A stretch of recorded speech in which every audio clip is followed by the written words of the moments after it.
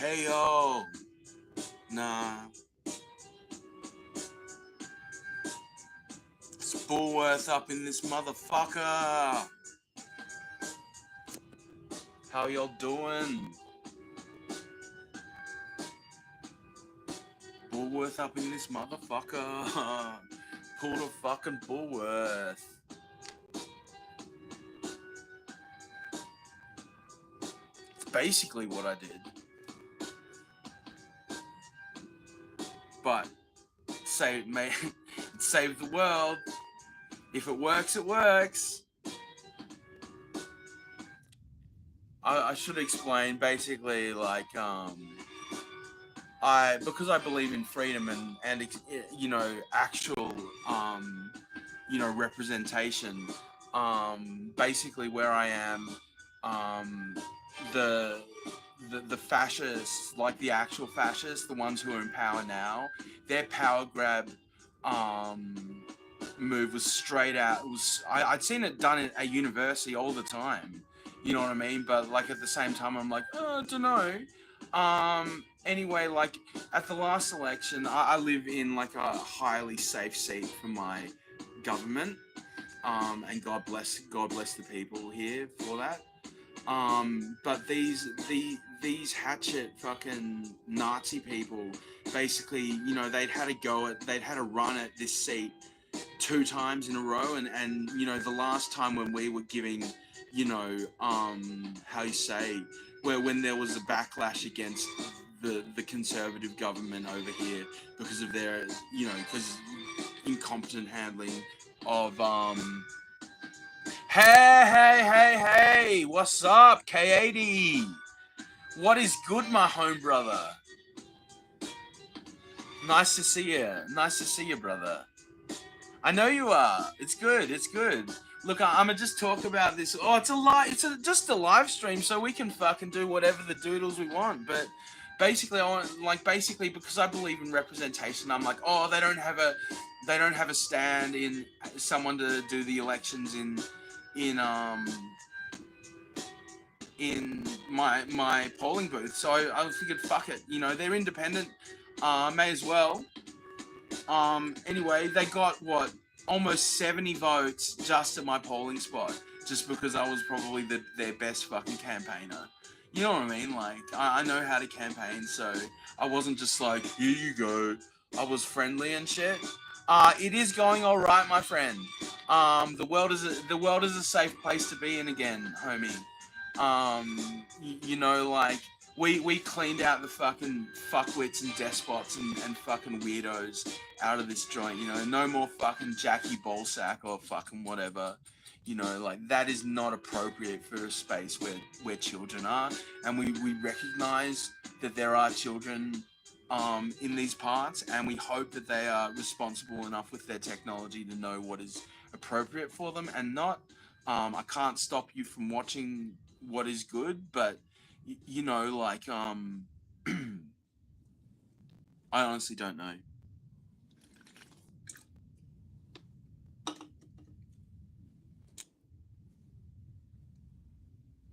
Yeah, it's a good time to be alive, isn't it, K80?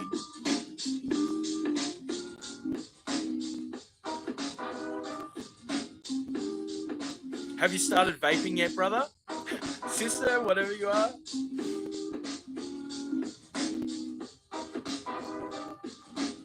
We're gonna have so much fun. Okay.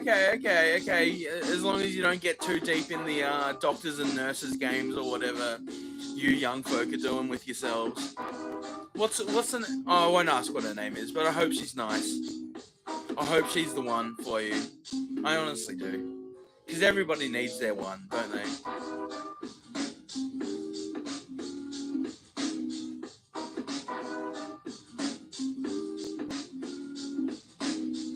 So what were we doing?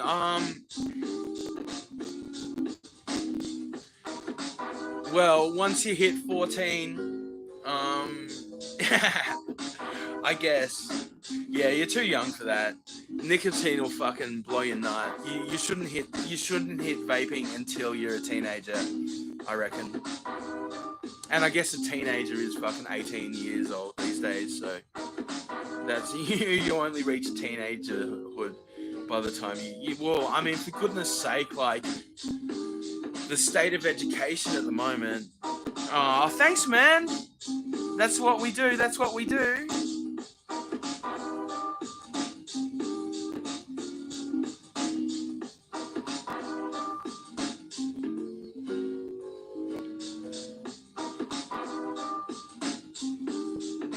But yeah. No, it's been a funny time, Mr. K80. The world's been changing in many, many ways. It's all good.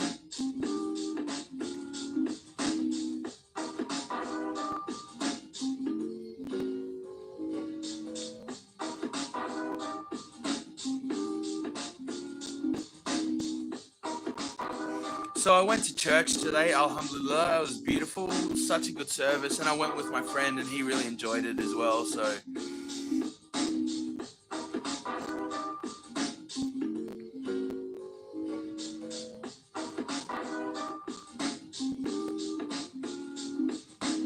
I want to drop a Sly Jam, put it on the Fly Ram. I don't really know if it's Uncle Sam, but he's coming around soon. It doesn't matter. It's all a bit of chatter, but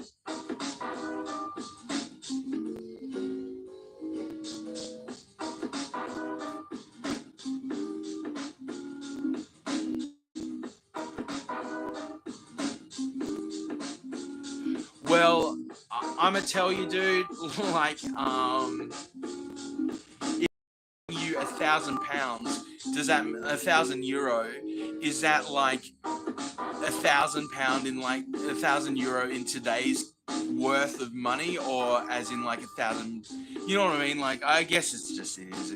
Listen, man. All I'm gonna say is, you know, in who knows what you've got ahead of you, buddy. When you turn 18, maybe €1,000 doesn't sound as much as it did back in the day, you know. €1,000 might not be worth what it is today anyway. Yeah, what I mean is, like,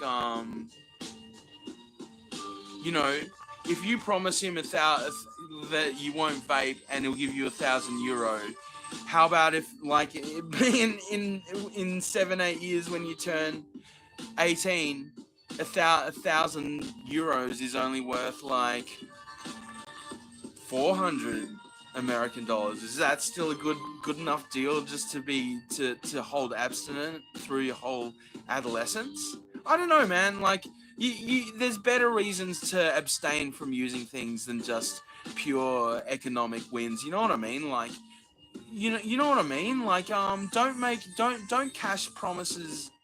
You know what I mean? Like, if you're happy and there are other reasons why you don't want to vape and drink and stuff, well, good on you, man. I mean, because you know what I mean? Like, maybe your perception of these things are going to change. You know, you're still in primary school. I mean, they're definitely going to change. Like, you haven't hit your rebellious phase yet.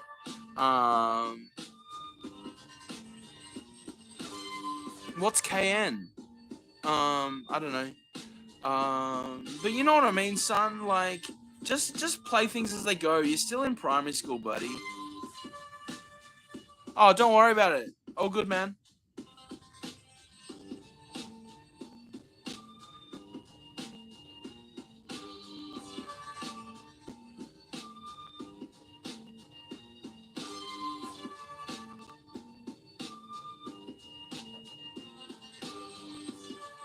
Oh, let's listen to some of this. The gonads to sit in front of a real journalist and be challenged on who are you talking about, what were the circumstances, and why is it your position to put that out there? What are you trying to accomplish? Because it is such a harsh allegation to be making, to be saying someone here is racist. There's, like you said, a massive difference between someone who's racist, who perhaps doesn't want this child to have a dark complexion, than someone who's just a family member or within the circle who is wondering out loud, I wonder what this firstborn is going to look like? Who is he going to more closely resemble, given the parents are so different? With in no way racist. It's all about the intention, the motivation, where it's coming from, and that certainly wasn't really explained during that Oprah interview either. Now, this book is also going to allege that amid the Queen's declining health, Prince Harry's attempts to reach out to Prince William were met with silence. Supposedly, Harry was totally ignored by his older brother as he tried to see his dying grandmother. Harry's unanswered attempts prompted him to book a $30,000 private plane to Scotland, Kinsey. No one's going to be too surprised that Omid's book is told from the Sussexes' perspective, but the venom here is something to behold. What really happened during the Queen's final days, that's going to be of enormous interest to millions of Brits and royal watchers around the world. What more can you tell us about Harry and Meghan's version of events, which is what we're presuming Omid Scobie is writing in his book? Right, hashtag tacky, because you're right. Like what happened within those last few days and hours is, most would consider sacred. Those are the stories you want to keep within the family. What I actually think is happening here, Rita, is Omid has been open about the fact that he believes Prince William has cut off his access to members of the royal family that are still working within the royal family.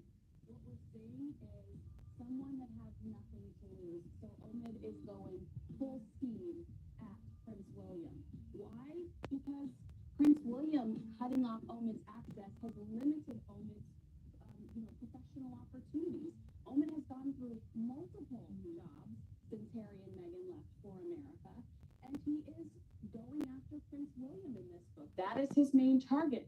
He says that Prince William was ignoring Harry's calls leading up to the hours of the Queen's death. I'm sorry, that's called consequences for being a jerk and bad-mouthing his wife on television.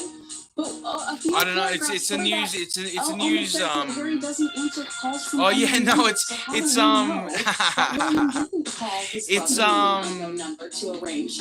Well, it looks like a gremlin, but it's actually Oscar the Grouch from Sesame Street. Realizing that his professional opportunities are limited, so he's throwing everything he can at this book because he doesn't know what the future holds for him because he chose the opposition. Well, yes, and we saw the damage Harry's own book did to his relationship with the royals. And you wonder the fact that Harry dressed up as a fucking Nazi as a Halloween thing back in the day, and the rest of his family, because is it any fucking surprise? And then he fucking marries a black woman or a fucking neo-black woman or whatever the fuck she is. Harry, or coming from Harry's camp. So You're ridiculous. absolutely right. And while Omid says that he is not communicating with Meghan directly, he does admit that that he has friends in common with Meghan. And so, how is that any different than claiming William works for the media through a third party if you are working with someone in Meghan's camp? What do you mean? What's KN? What does KN stand for, dude? Gigi Hadid is being accused of anti-Semitism and of promoting dangerous falsehoods about Israel. She has reposted a video to her millions of followers on Instagram alleging Israel harvests the organs of Palestinians. The supermodel posted this video, which makes all sorts of allegations, including the organ harvesting. She's the face of major brands. Are there going to be, consequences? Will there be any fallout for her? Unfortunately, Rita, I think that if your job is to get, paid a lot of money to be half naked, you get away with a lot of stuff. I mean, no one has ever claimed that this woman is necessarily bright. But in this particular instance, it's kind of appalling to put out such falsehoods to nearly 80 million people.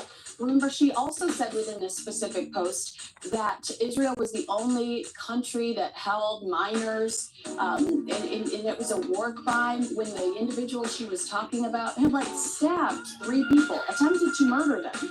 You know, maybe that person did belong in jail.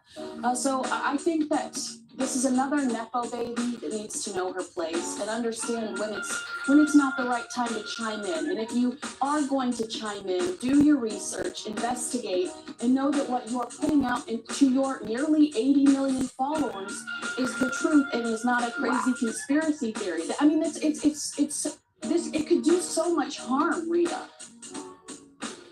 Oh, I'm sure it will, because sadly we do have a whole generation that gets its news from Instagram or TikTok, and they do listen to people like Gigi Hadid. And I wonder if she was the reason why Kylie Jenner deleted that post standing with Israel. Remember, right after October 7, she posted a story and then deleted it. You're critical of her.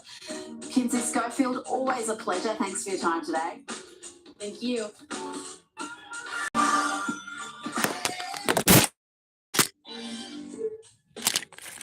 Joining me now is broadcaster and commentator Emily Carver. A reported 50,000 demonstrators rallied in London against anti-Semitism on Sunday, decrying the surge in hate crimes against Jews following Hamas's brutal attack on Israel.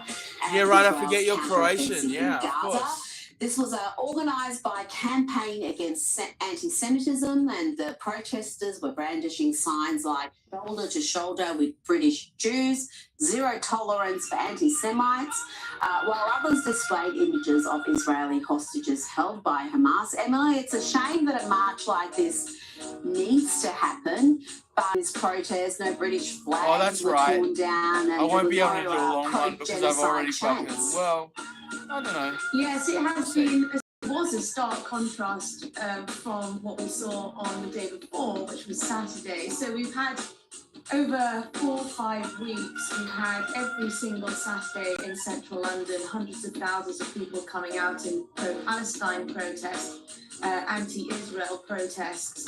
And we have seen, unfortunately, people clambering over our war memorials. We've seen jihadi groups, or at least those who sympathise with jihadi groups. We've seen Islamist flags in central London, which really has been a disgrace and quite upsetting for people to see. And a lot of British Jews have told me that they have felt fearful of coming into central London on those Saturdays, and also fearful where they live elsewhere in the country. So this is a bit of uplifting news, actually, from Great Britain, which is nice to talk about.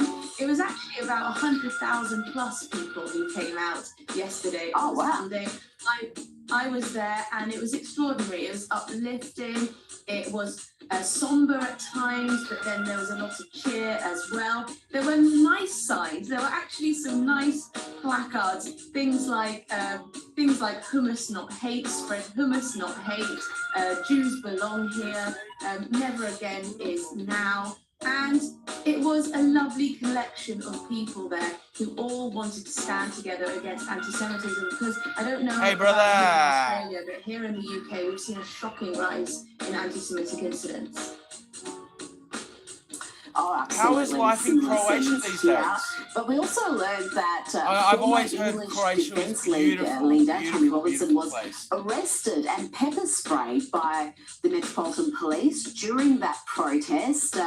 He was arrested by dozens of officers outside a cafe over his fears that they expressed for his mere presence was going to cause alarm and distress. Let's just have a quick look at this. Who am I causing alarm and distress? Who am I causing alarm and distress? This man is a support of Israel and he's been arrested for. Who am I causing alarm and distress to? No, you tell me Stand by my watch now. Sorry, officer, but I have a job and I believe in freedom of the press.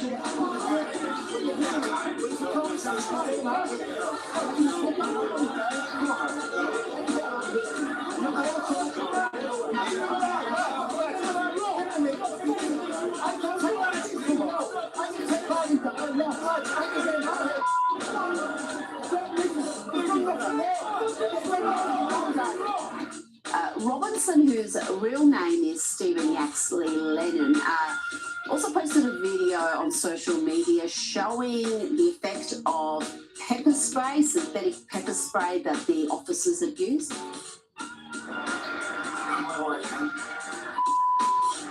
what? For what? Says that you found it was. For what? That's your two-tier policing system. Emily, this has gained a great deal of attention on social media. Do the police have different standards for different people? Is this two-tier policing?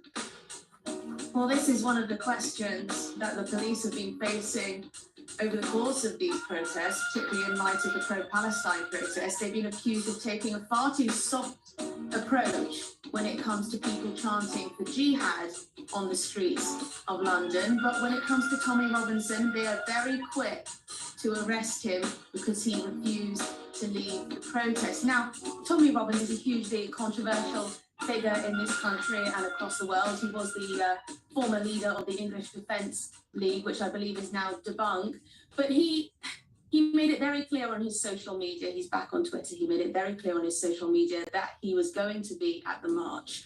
And some of the organisers of the event were very much aware of this, and they weren't particularly happy with him coming along, because where Tommy Robinson goes, disruption often comes too, and there can be violence, not necessarily from him himself or perpetrated by himself, but from people who might go along to show support to him or might cause trouble. Usually, the football hooligan type might come along.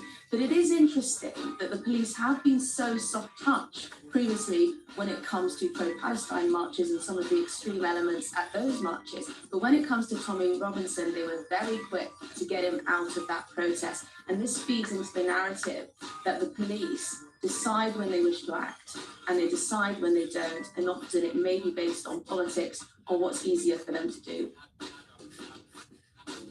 Well, I just think it's utterly bizarre if someone hasn't broken the law, if they're not being aggressive or threatening people or doing anything to warrant police attention. How you could have that many officers manhandling them, pepper spraying them, arresting them because people in the crowd may not like their presence. I wouldn't have thought that's how liberal democracy is supposed to operate. Now, let's talk about Ireland, because the scenes there are troubling. Sorry to interrupt there, but also there have been a lot of people out in St London who a lot of other people wouldn't like around, and the police have not made a fuss when it comes to them. So I think they really need to be mindful of how they're being perceived by some members of the public. And then there is this two-tier policing, and I think it is actually very true. There's a huge amount of evidence to back it up. Oh, absolutely, and that's what Suella Braverman wrote about, and she was 100% correct, though the Tories did not want to hear it. Now, talking about Ireland and the scenes there were riots following the stabbing of 5 people in Dublin, 3 children among them. This was allegedly by an immigrant who years ago was supposed to be deported, but was then granted citizenship. I'm not exactly sure what has happened there. Police said the man in his 50s was arrested with no other suspects involved. Now, politicians and law enforcement were quick to blame the riots on hooligans and what they called far-right agitators. But Emily, the anger here is against the authorities, who many Irish people say have let them down, and that cannot be denied. The fact that there is genuine anger in the community, and sure, no one endorses rioting or looting or any sort of criminal behaviour, but the anger there is grounded in some real issues. Oh yes, I mean on the day after, the morning after the riots that broke out, the morning after that horrific knife attack on those 3 children outside a primary school in Dublin, I spoke to our GB News Irish reporter who was there in Dublin at the scene of fireman then at the scene of the riots, and he told me that it's been a tinderbox for a long time now. Ireland is quite a small population, and they've had huge inflows of migration and also illegal migrants and refugees, and the government is ignoring and has ignored many of the concerns of ordinary people. As I said, no one condones, well, very few people condone the type of violence we saw and the looting and the setting double-decker buses alight. But that doesn't take away from the fact that a lot of Irish people have deep concerns with the speed of immigration into their country. And of course, this was the catalyst for this, was a horrific knife attack from an Algerian descent man in Ireland, and people, it became, you know, it appears to be a tinderbox in Ireland, and I do worry that we may see more of these kind of outbursts unless governments realise that people aren't happy with what has happened so far. Now, and from some of the videos I've seen, there did seem to be an element of troublemakers, opportunists who came to these protests just to loot, and I don't think they were at all concerned about the issues from the images I've seen, but I think we're going to see a lot more here, and in the meantime, we've got the Irish police investigating, reportedly, UFC fighter Conor McGregor's social media posts following concerns about rising hate speech online after these riots. McGregor distanced himself from those riots, but has urged for change in Ireland, and he slammed the government's immigration policies. The former UFC champion warned in a post on X, if the government do not act soon with their plan of action to ensure Ireland's safety, I will. I mean, is this an announcement, Emily, that he's going to enter politics? Well, it does look like it. This is a man, he's a mixed martial arts fighter. He's got an absolutely enormous following in Ireland and, of course, around the world too. And he's been very vocal since this all erupted about Ireland's migration policy. He clearly believes that the Irish government has got it completely. Oh, you should go into acting. He clearly has Go into acting. no respect Choose the for the acting Prime path, Minister in Ireland, Leo and then do Varadkar. politics. So maybe he is setting out his stall to get involved in politics. But what's interesting is now the Irish police are now investigating his tweets. And Leo Varadkar has made it very clear that he wants to tighten up hate speech legislation as a result of what's been talked about since this horrific knife attack and the subsequent riots that we saw. And this is what always happens with our Western leaders. They see people get angry on social media, often about issues to do with migration. And what is their first response? We must clamp down on speech. That is not how a government should be dealing with these issues, which people feel very angry and feel very motivated about. So I think this is completely the wrong approach from the Irish government. I think Conor McGregor, we may well be seeing more of him, but I imagine Leo Varadkar and the Irish government are going to try and do as much as they can to put a lid on him and stop him from tweeting so much to his massive audience. Talking about Leo Varadkar, he's pledging to expedite those laws you spoke about online hatred, online special. He's told a press conference that I think it's now very obvious to anyone who might have doubted it that our incitement to hatred legislation is just not up to date. And this is a sinister little explanation from Irish Senator Pauline O'Reilly about how these laws will restrict freedom for the common good. Let's have a listen. You will see throughout our constitution, yes, you have rights, but they are restricted for the common good. Everything needs to be balanced. And if your views on other people's identities go to make their lives unsafe, insecure, and cause them such deep discomfort that they cannot live in peace, then I believe that it is our job as legislators to restrict those freedoms for the common good. Emily, that's disturbing. It's Orwellian, enforcing laws that make it illegal to say things that some may feel is offensive, that could cause discomfort. That was her explanation. Is that really the way to go?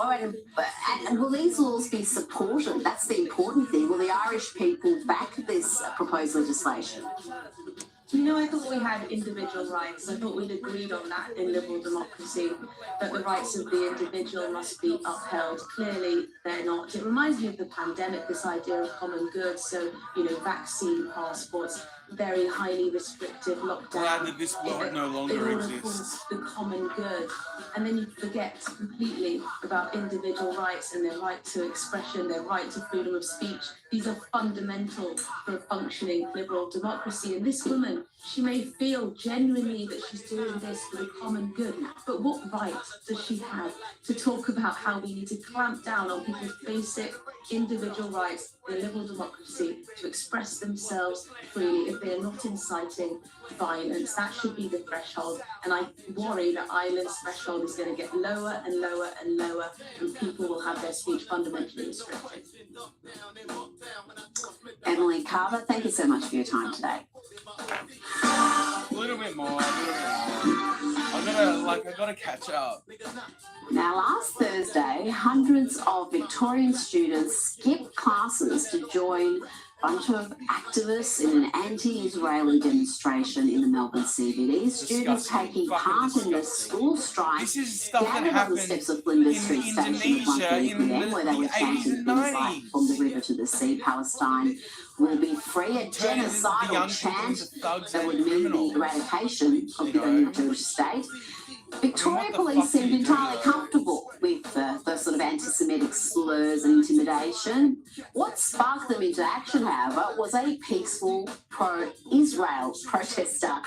Adam Karlberg and three of his friends were at the protest to counter the anti-Israeli sentiment, but after being accosted by pro-Palestinian protesters at various points, he was then targeted by police, who accused him of breaching the peace. Here's some footage from Channel 10 News showing Adam being approached by police officers. One man carrying an Israel flag told to move on. Police concerned his presence would spark clashes between the groups. Well, they were chanting "From the river to the sea, Palestine will be free." I don't think they really understand what that means. They're chanting about genocide. Adam, walk us through what happened, why the police approached you. Were you being aggressive? Were you doing anything unlawful?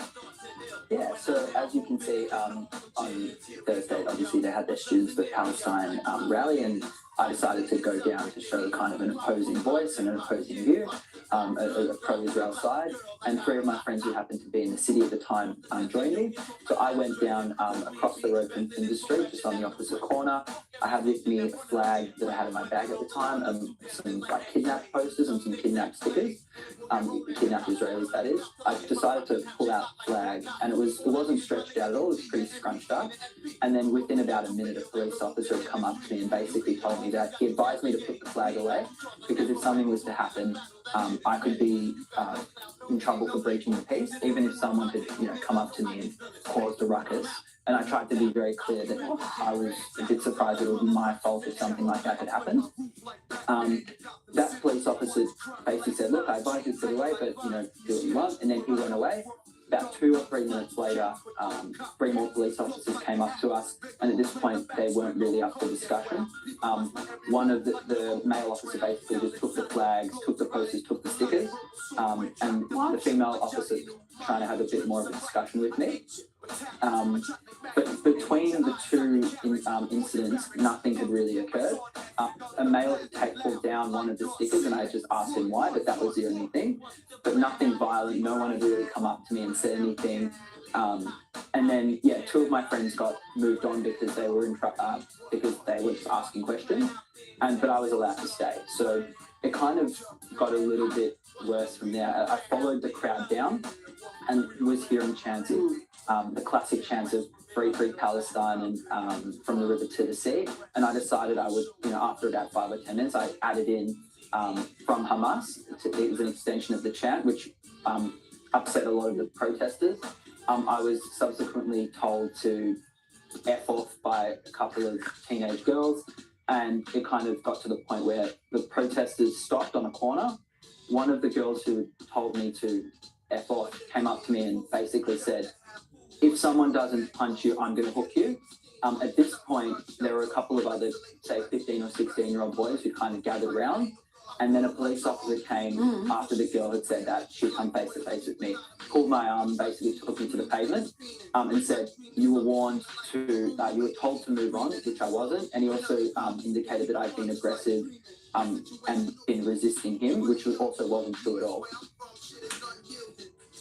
So let me get this straight. You're there, you've got an Israeli flag, which seems to trigger police across the country. As soon as they see the blue and white, they spark into action. You're told you could be in trouble if trouble starts, even if you haven't caused it. And then you have people threatening you, threatening to hook you, punch you, and the cops target you instead of those making the threats. This seems like textbook victim blaming to me. That's astonishing. Are you going to pursue this with the police and try to get an explanation of their behaviour on that day, or have you made a complaint at all? Yeah, so look, I first want to say that I completely understand that it was a really difficult situation for the police, and I think a bit scarred from what happened at COVID and what happened a couple of weeks ago in Caulfield with things escalating. And from a logistical perspective, I understand, potentially the need to move me on at some point. However, we can't, I find it a bit difficult to understand how we can allow people to be saying potentially genocidal chants running down the street, which I find very offensive. But then if I were to pull out a flag, I get moved on in case, or I'd be in trouble for breaching the peace if someone was to hit me. So I spoke to my member for Parliament, and he said he would take it up with the Assistant Commissioner. I will say most of my interactions with the police, 99% of them, have been great. It was just unfortunate on that day. It seemed to be, I think, at a heightened level of stress, and I don't think they really necessarily read the Well, situation. you're being very understanding, Adam. You're being very understanding, more understanding than I would be, because I think your experience here mirrors what we've seen elsewhere, particularly in Sydney, where we've had men with Israeli flags arrested or apprehended now, at least a couple of times on camera. It happened again on Friday. Let's have a look. You're holding my hand. Your hand off me. I will walk it down. I will walk this way. Do not touch me.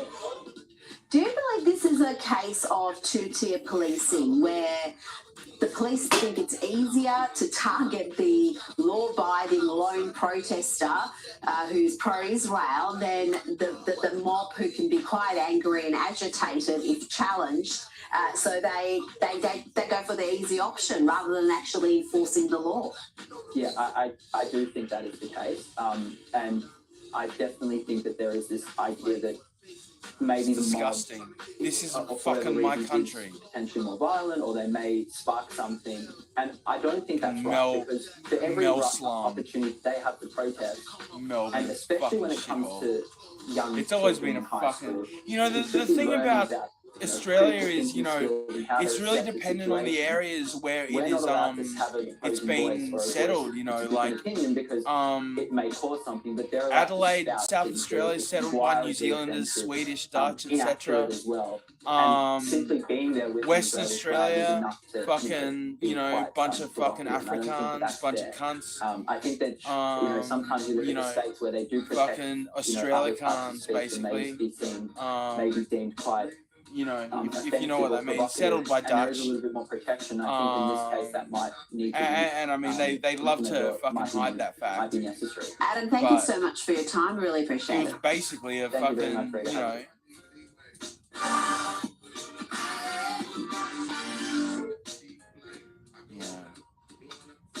the biggest, on Sky News Australia, this I love is the Rita Rita Panahi. Panahi Show. This is Rita of the Panahi. time. The Rita Panahi Show. Welcome to the Rita Panahi Show Overtime. This is our final edition for 2023, and we have a massive program for you. Joining me will be energy expert Alex Epstein to discuss COP28 and the renewed push for a carbon tax. Plus, we fact check Hillary Clinton. Josh Hammer brings us the latest in US politics, from the border crisis to the two-tier justice system. Fresh from testifying at a congressional hearing, the great Michael Schellenberger will join me with the latest on the weaponization of the federal government. And as always, there'll be plenty of lefties losing it. But first, let's start with the latest news stories with Sky News contributor Prue McSween. Prue, there was a protest in Melbourne in the suburb of Elsternwick featuring around 600 women dressed in white. Some of them were carrying signs saying, "Me too, unless you're a Jew." This was in response to, well, many women's rights organisations, feminist commentators, certain politicians who are normally very loud about any hints of misogyny or sexism, being silent in the face of the mass sexual violence committed by Hamas that we saw on October 7. Again, it's shameful that a protest like this needs to happen. But where are the feminists? Where are the modern feminists who see rape culture everywhere except where it actually exists? Well, what a quandary, what a dilemma for these Me Too-ites. You know, the fact that, you know, they normally would, as you say, stand up for anything that was against women, but they're so woke. And they're clearly, you know, their brains, I don't know where they are. They've obviously doused themselves in too much perfume. I don't know what they've done. But, you know, the fact that they're in this conflict now where they have been silent, as the UN women and as the UN has too, that they watch this profound, appalling, you know, the reports that we've seen of what actually happened to the women and what is continuing to happen to hostages. And there's been absolute silence. And the hypocrisy is deafening. And you just have to say they've lost any credibility whatsoever. They've lost me. They've lost a lot of women. And how dare they? And they cannot be taken seriously ever again. Well, UN Women finally did put out a statement, but it took them a good 7 weeks, and Prue, they got shamed into doing it. Now, I want to play you a grab of Sky UK host Jonathan Samuels cutting short an interview with an Israeli Defence Force spokesperson. The news anchor was asking about Palestinians not having electricity and access to vital information via their phones, when this response had him reeling. You're telling people where is going to be targeted next. People don't have power to power up their mobile phones. They haven't got Wi-Fi. Well, I don't know. I mean, I think you and all of your viewers saw our hostages being paraded through the streets as they were released to Israel over those 7 nights, and hundreds of Gazans holding their phones, videoing them. So clearly there's enough power to power their phones when they're parading our hostages throughout Gaza. Now that same power to their phones will be to get the maps, download the maps, look at the flyers, and don't forget, we're not only Ladies and gentlemen, I'm so sorry. We are out of time, but we appreciate your comments this evening. And Prue, we saw those phones working fine, filming the lynching of those 2 poor young men who were accused of conspiring with Israel. Their brutal treatment was filmed by hundreds, if not thousands, of mobile phones. Now, before you go, I've got to ask you about the Sussex's latest drama. It's been reported that Prince Harry and Meghan Markle might lose their royal titles if new laws get the green light. They could go from the Duke and Duchess of Sussex to just plain old Mr. and Mrs. Oh my goodness. If this legislation that's been proposed is passed in the UK, can you explain a bit more about this story to me? Because I can just see about 20 documentaries, books, sit-down interviews with Oprah if these 2 are stripped of a royal title. They will not cope. They won't cope, but who cares if they can cope or not? I think this will resonate with the UK people. We saw Kate got a standing ovation recently when she attended some concert. I think people are so sick of them in the UK, and they shouldn't be rewarded with a title at all. So good on them for having a go. And there was history with this. The Nazi sympathisers who were noble people after the war, and they were stripped of their nobility in the UK. So let's hope this gets through. I don't know that it will, but it certainly would resonate with, I think, the bulk of the UK people. They have forfeited their right to this privilege. Prue McSween, always a pleasure. Thanks for your time today. Thanks, Rita.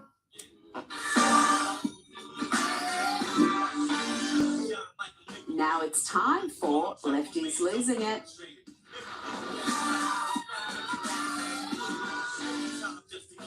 Let's start with yet another clip of a narcissist trans activist seeking to intimidate and humiliate a poor working man, an immigrant making a living running a pizza stand. Watch as the activist abuses the worker for misgendering him. It's like a girl. You don't. Do it like a boy or a girl? Me. I think you're a boy. No, I'm a girl. Okay. Okay. What do you look like? Sorry. No. Just ugly. Oh, it did not end there. He then involves other customers, even offers the slice he's just brought to another customer, costing the poor man business. Yeah, you can actually have my pizza. Do you like those? He's so mean, I'm not eating his pizza, so you should have it. Oh, yeah? Okay, you enjoy your pizza. Bye. Look at him, he's so mean. Do I look like a boy or girl? I think I'm a man. Come on, it doesn't take rocket science. Oh, man. He thinks it's funny. Right? It doesn't take rocket science to figure it out. Thank you. Enjoy your pizza. Bye. Here's a clue. If you have to keep telling people what you are, perhaps the transformation isn't that convincing. You know, by all means, identify however you want, but bullying and humiliating, intimidating a working man, someone probably working long hours on minimum wage because they misgendered you, is just ugly and gross. And the narcissist wasn't done there yet either. He then attacks the man for being disrespectful and rude. But I'm just telling you, you have to be more respectful. Yeah, you are now. You're not embarrassed to be ignorant and rude. I am not bullying you.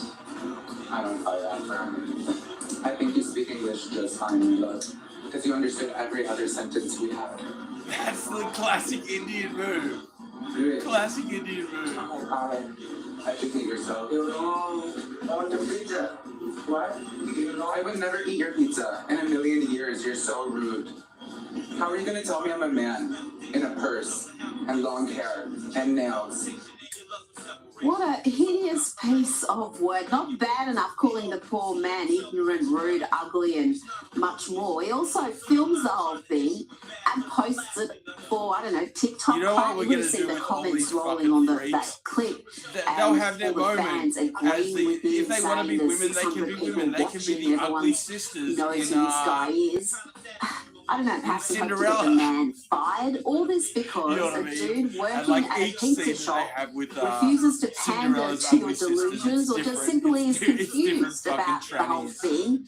And let's have a final look at the narcissist Fucking having trannies. a meltdown about pronouns. Ask, well, what are your pronouns? What do you think? This is a Pronouns are transvestite. This is a Dad. transvestite. That does not make him a woman. Well, what were the You know, pronouns if he of the can guy in take the off his pizza wig shop? and stop being a woman, then that does not make him a woman. Now to a lefty It's a fucking losing logic. it on They're Bill trannies. They're Maher's fucking program. transvestites. This is Democratic strategist James Carville The thing claiming is, that back in the Speaker day, they Mike didn't Johnson go, oh, I'm wearing is a a dress bigger now, I'm a threat to woman. America Because they, than the you know, mass back in the day, murdering people fucking terrorists of disconnected Al-Qaeda. from, like, No, fucking really. fantasy and reality. Mike If you want to be a Johnson, transvestite, be a fucking transvestite. And we'll call you she while you're dressing like that. But don't fucking act like you're a natural born woman. These are my Christian nationalists. Absolutely. This is You know. a bigger threat than Al Qaeda. to this country. Let me tell you something. They're key to the House. They got probably at least 2 Supreme Court justices. Oh, and that's funny. Like this looking on fucking the idiot news on about being YouTube. used, Like she Jimmy tries Carville to do is like too old gotcha to be that videos. stupid. On, Talking like, about being too old to be a lefty losing it. Let's go to this learned pro-Palestinian protester. Like with trans people showing them like old films or like etc and it's just like, oh my god, it's totally gonna destroy this old stuff. And they did it on Mallrats and they did it on Myra Breckinridge, I think, and both times the actual queer people, well, not queer, the gay people and trans people actually really like the stuff that they watched. Now, Christmas is around the corner, like, and if you have any lefties losing it in the family, be prepared because they're coming armed with she weak obviously instruments in case you misgender or deadname them. I don't know. So your family This fucking non-binary expecting her other sides to be all like blah blah blah, and then you know why? she If got you're the nothing. range kazoo kid, you play a wind instrument. You take your mouthpiece and you just anytime the wrong pronoun Teaching or the passive wrong name comes aggression. out, Passive and you be aggression. obnoxious as If I hope she has like a punk rock 2 words, brother who just like disinvite hits and the fucking disinherit. hand and fucking. Now, let's learn She about wouldn't dare do that in her own pangenderism family. from this you know what I lefty mean? Like, who utilizes a triangle especially to since her explain brother, the gender who's spectrum. 7 years older than her, So was when like people an talk old about school gender being a punk rocker, spectrum, most and he, probably like, he picture has a been line waiting with for an excuse male on to one end and fucking knock female her on the shit other, and out. non-binary in the Because, middle. like, she's But I think a better culturally representation of appropriated the this spectrum robot. is a triangle with the binary genders, male and female up there, non-binary Oh my genders god, over I there, can't and wait to shave agender all over their here. And heads. most people are going to fall They can be somewhere fucking, within this you know, triangle. now The they get previous to be pan means, in skinheads. brief, You know, all. So a they used to be pangender punks, now person, they're instead of being skinheads. inside of this triangle, ends up being Oh, a so that's circle why the around skinheads it. movement came. She's Because in they a had all their circle fucking, around the triangle. they had all their hair What? fucking cut You off forget by about Reagan. being a pansexual. I'm a panisexual. It's an octagon around the circle, around the triangle, on top of the sphere. It's very, very diverse. And finally, let's end with a look at the Family Guy mocking the workification of Christmas celebrations. First, ethnically accurate Jesus goes right here next to Father Mary and Mother Josephine, Yeah, followed and I'm just closely by thinking the about- three genderless wise people on their bird scooters, Tig Notaro for some reason, and of course the little drummer them, because God forbid we call a boy a boy.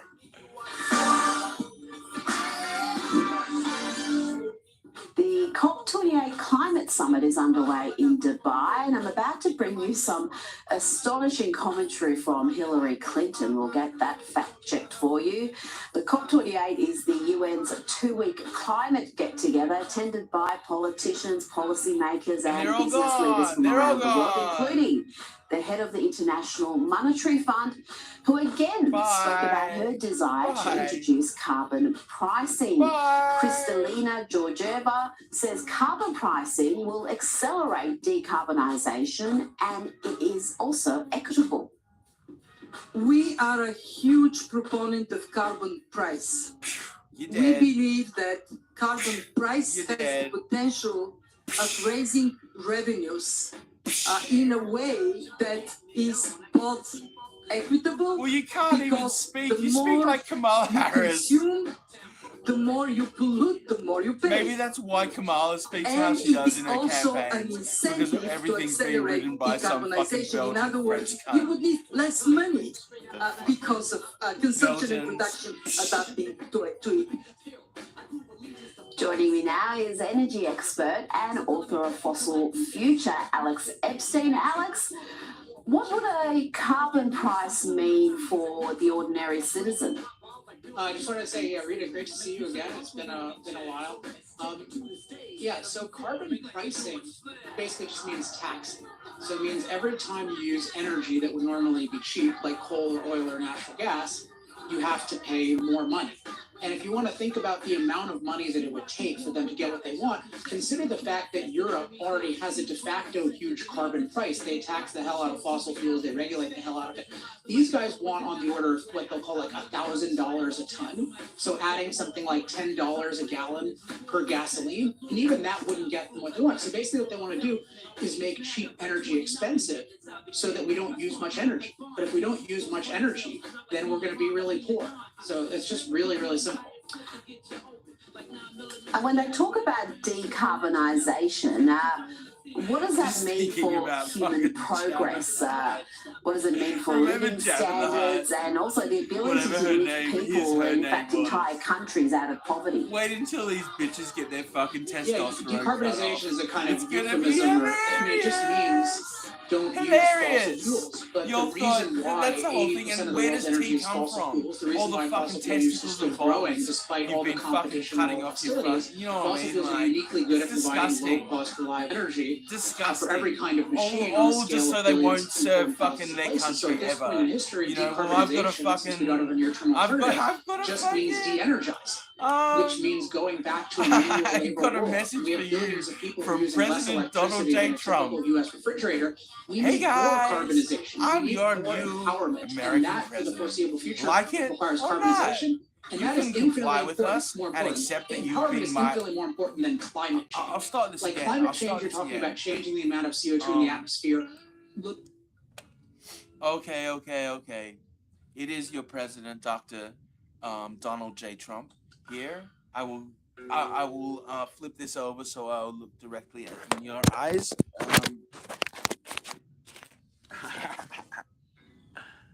Okay. Yes, I am your psychiatrist. Okay. Let's just. I have visions of your movement moving back and forth in my brain. Let's hope that's okay. Okay. I'm moving closer to the focus of what you call reality. It's just nothing but the present, or time, or boundary, or everything is opposite. It's all irrelevant to what we said. Okay. This is your new president of Terra. Terra as in this planet is not called Earth. That's a fallacy. This planet is called Terra, and that is the planet that we live upon. So, as the new president of the Federation of Terra,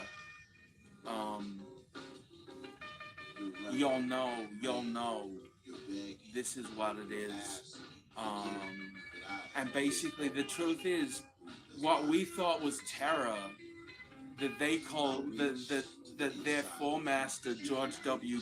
Bush called Terra, is now not Terra. You know what I mean? Like, so basically Terra is not it's basically like when the state is causing terror, that is not terror. Terror is only terror when it is aimed at the people. When it is aimed at the structures that, you know what I mean? Like, so it's only terror when it terrifies them. You know what I mean? Like, people can live in terror their whole lives, and these fucking people don't give a shit.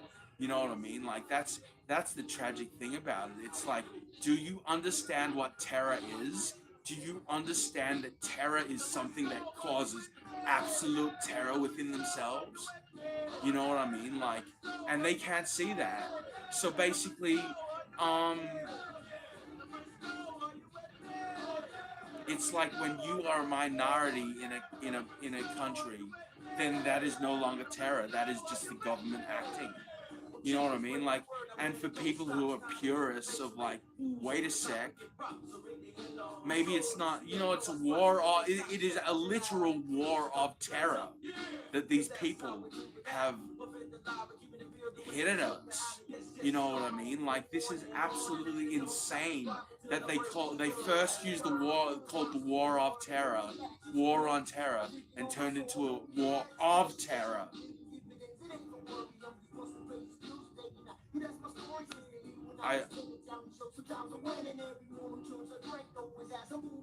Maybe that's the whole point. Maybe that's the whole point of George W. Bush.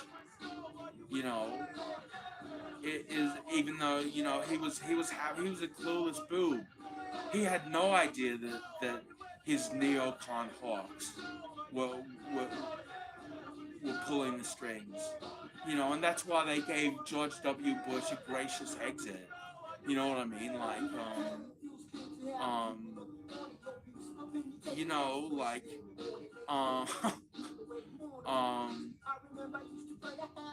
and I mean, that's why, like,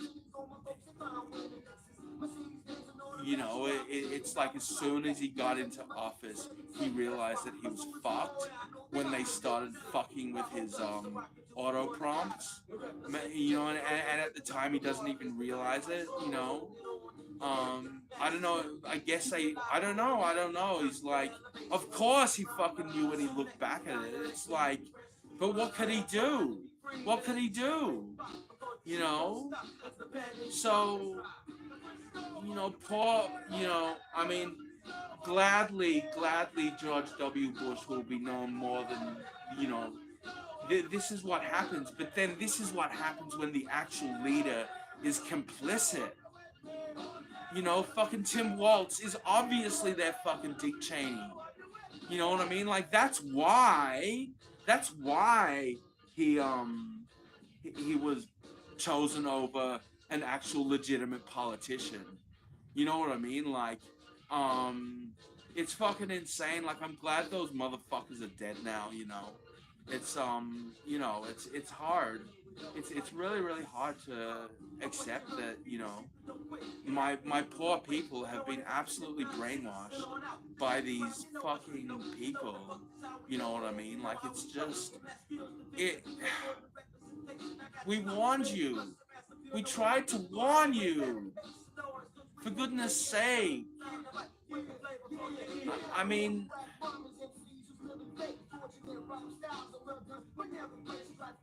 yeah, but all those over 25, you are done. You are done. You no longer have lives. You know what I mean? Like, oh, it's Clarence. It's funny. Where's our presidential dog? How much longer is it gonna take to cook it? Fuck presidential dogs. We eat presidential dogs. You know? I wonder what fucking dog fucking Kamala has. Oh my god. Like, talking about that, you know, as a true faith believer of the Abrahamic faiths,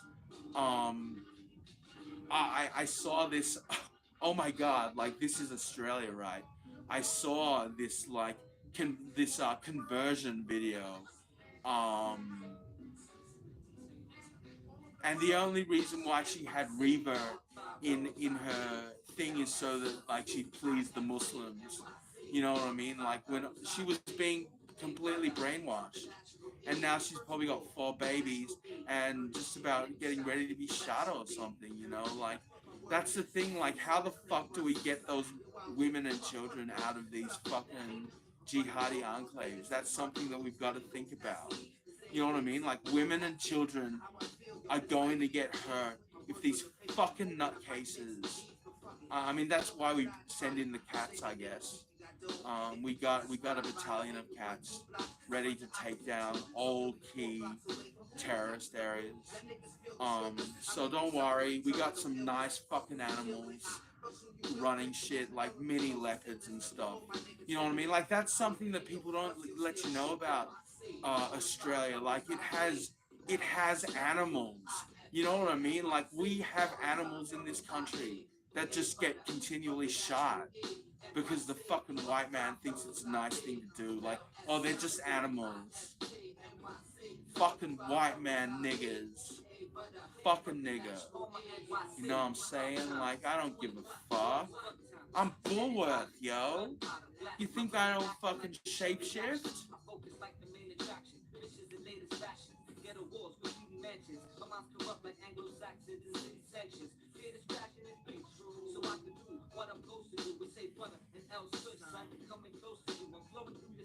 How you doing, President Trump? Well, better than fucking Kamala Harris. I can tell you. I don't know what they pumped her full of so she wouldn't die. But I bet she fucking wish she died. Oh my god. Oh my god. Yes.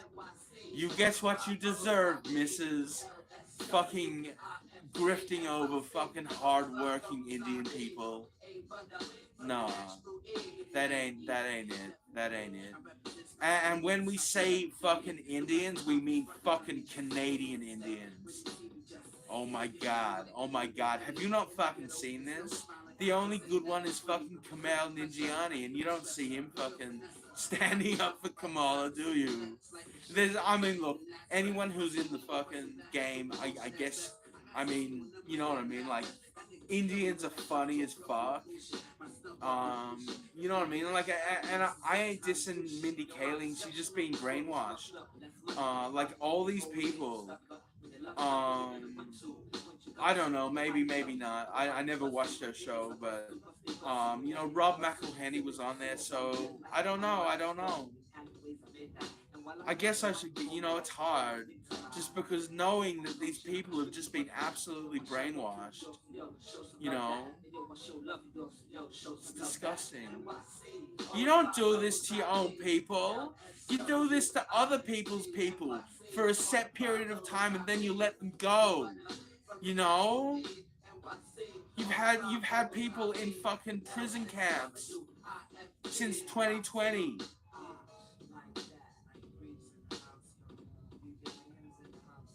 You know, you create a prison for them and then don't teach them how to leave. You create a constant, you know what I mean? Like, this pandemic was not as bad as the pandemic. Like, no, I don't think so. As bad as you know what I mean? Like, the Spanish flu killed, what, 50 million people after the war? Like, after the war? Like, they were just waiting for they were waiting for the pestilence to come full ready, you know what I mean? Like, we're just so glad we got Dr. SR on our back, you know. But of course, he's the oracle. We've been following him forever, you know. Thank you, sir. You're most kind, most wise.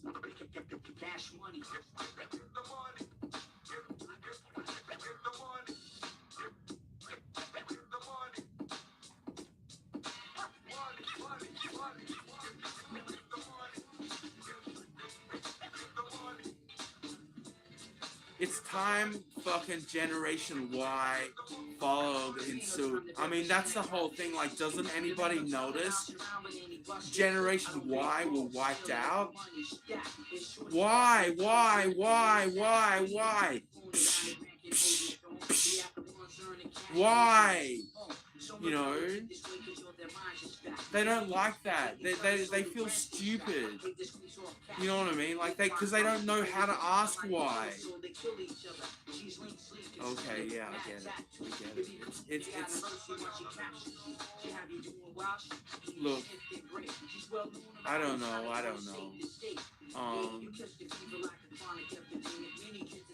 But it's fine now.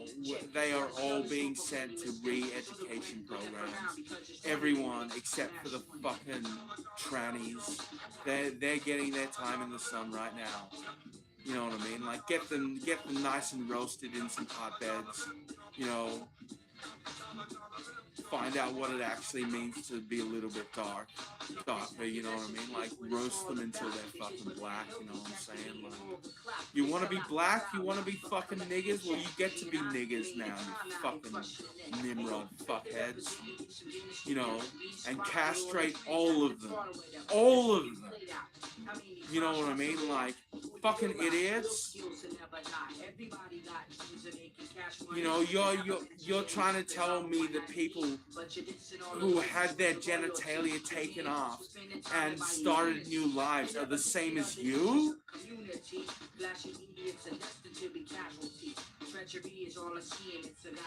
Fucking continuing to take fucking hormones? From what? Fucking, I don't know. From foreskins or something? Like, fucking...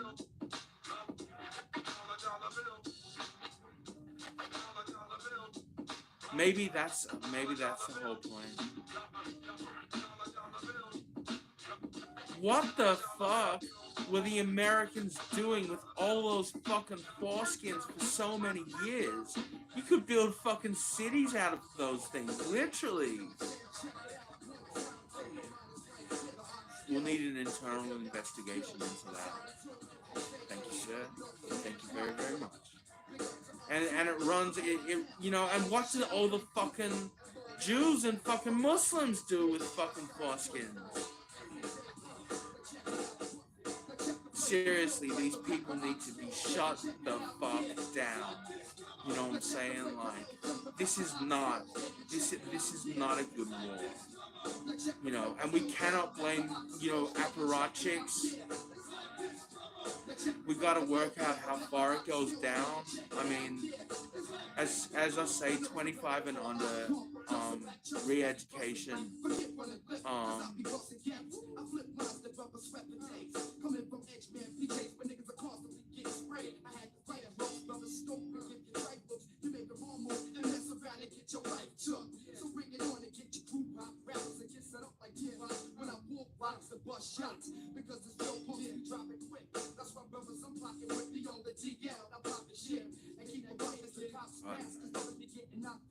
all Democrats have been executed.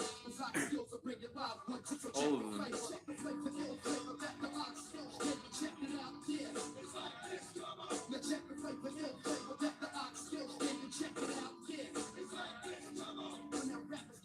Gladly all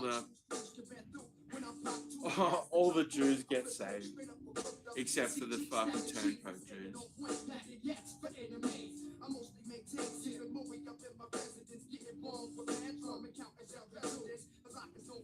Gets a bit hot under there, doesn't it, sir?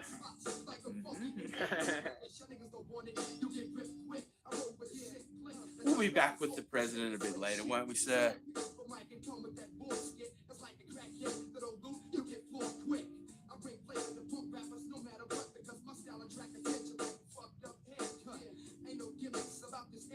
Ah, who's this? Josh Hammer.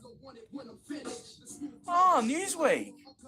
Ah. I fear that Jimmy Carville probably has started to go off the rails. So, you know, he actually teaches a course at Trinity University in New Orleans, and my brother, my only sibling, actually took that course. In fact, my brother was actually Jimmy Carville's token. He's actually his token Republican, his token conservative in the class. They had a nice rapport, those two.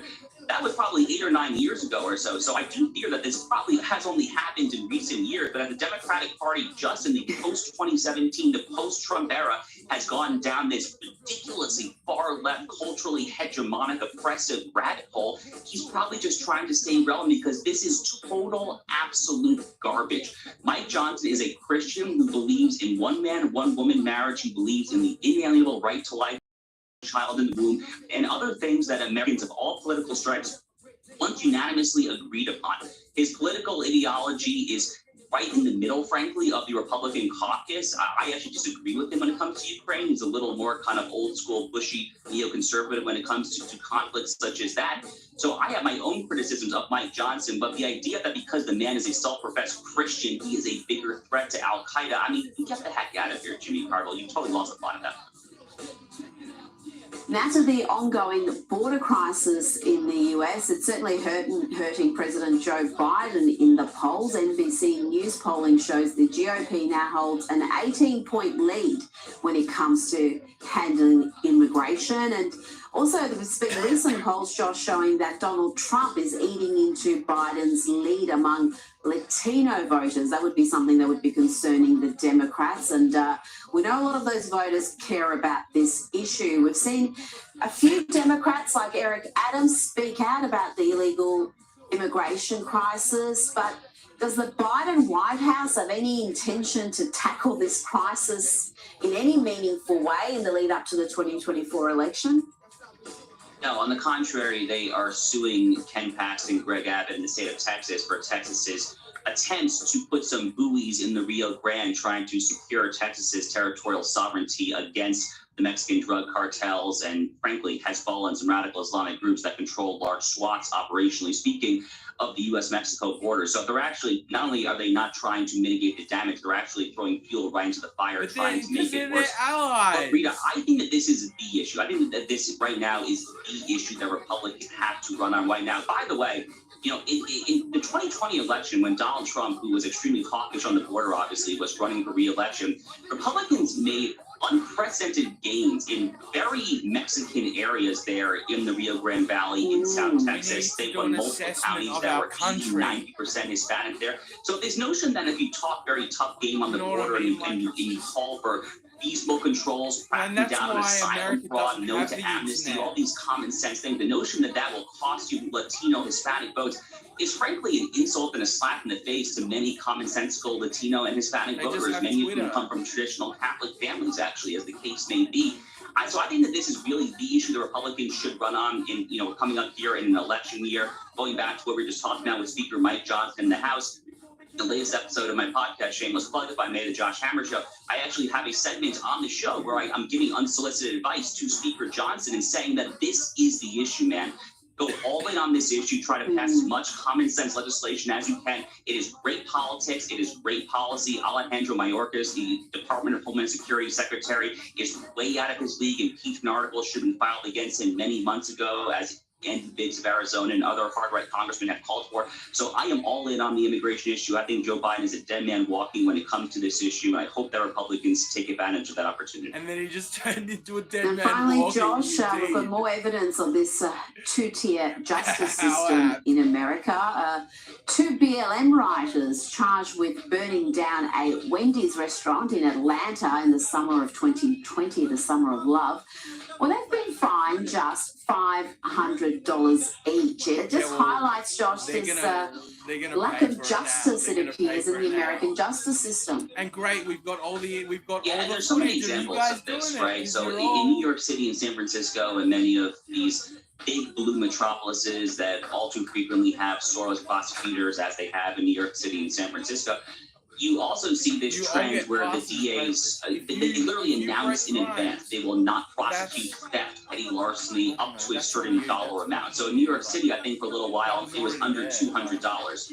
So, you know, what is the incentive at that point? Well, you're going to rob $199 worth of merchandise. I mean, you don't need a PhD or anything to figure out what the incentive structure would get you to do. Same thing here. I mean, incentives matter, Rita. I mean, things like this are obviously going to lead to vastly more crime. They're obviously going to lead to much more larceny, theft, robbery, all sorts of things when it comes to but ultimately, go back to what we were saying earlier. The Black Lives Matter movement, of course, is the glittering eye of the left. They love the Black Lives Matter movement, notwithstanding the fact that the Black Lives Matter movement happens to be emphatically pro-Hamas, not just pro-Palestinian. Recall earlier in the conflict, about 2 months ago now, what the BLM Chicago chapter, they actually ended up deleting it, but they had this horrific image, the Hamas paraglider, and they said that's all you need to know, folks. But again, the Democratic Party has just gone so far off the deep end. They have become so besotted with this toxic ideology of oppressed versus oppressors, of victimizers versus victims, that they hold BLM, despite all that it stands for, out as the whole thing was what it means to be a liberal organization here. Of course, as you know, Rita, you know, if a white Christian were to do the same thing, I don't have to tell you the crime would be substantially worse. Well, absolutely. If you look at what some of the sentences have been of those who participated in the January 6 riots as a comparison. Josh Hammer, thank you so much for your time today. Thanks, Rita.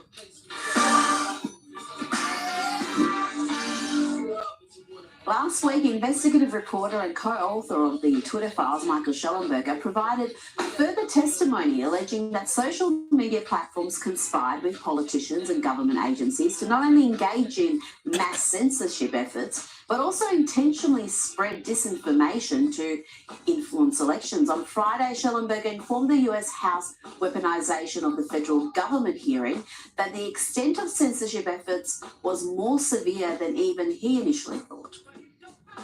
9 months ago, I testified and provided evidence to the subcommittee about the existence of a censorship industrial complex, a network of government agencies, including the Department of Homeland Security, government contractors, and big tech media platforms that conspired to censor ordinary Americans and elected officials alike for holding disfavored views.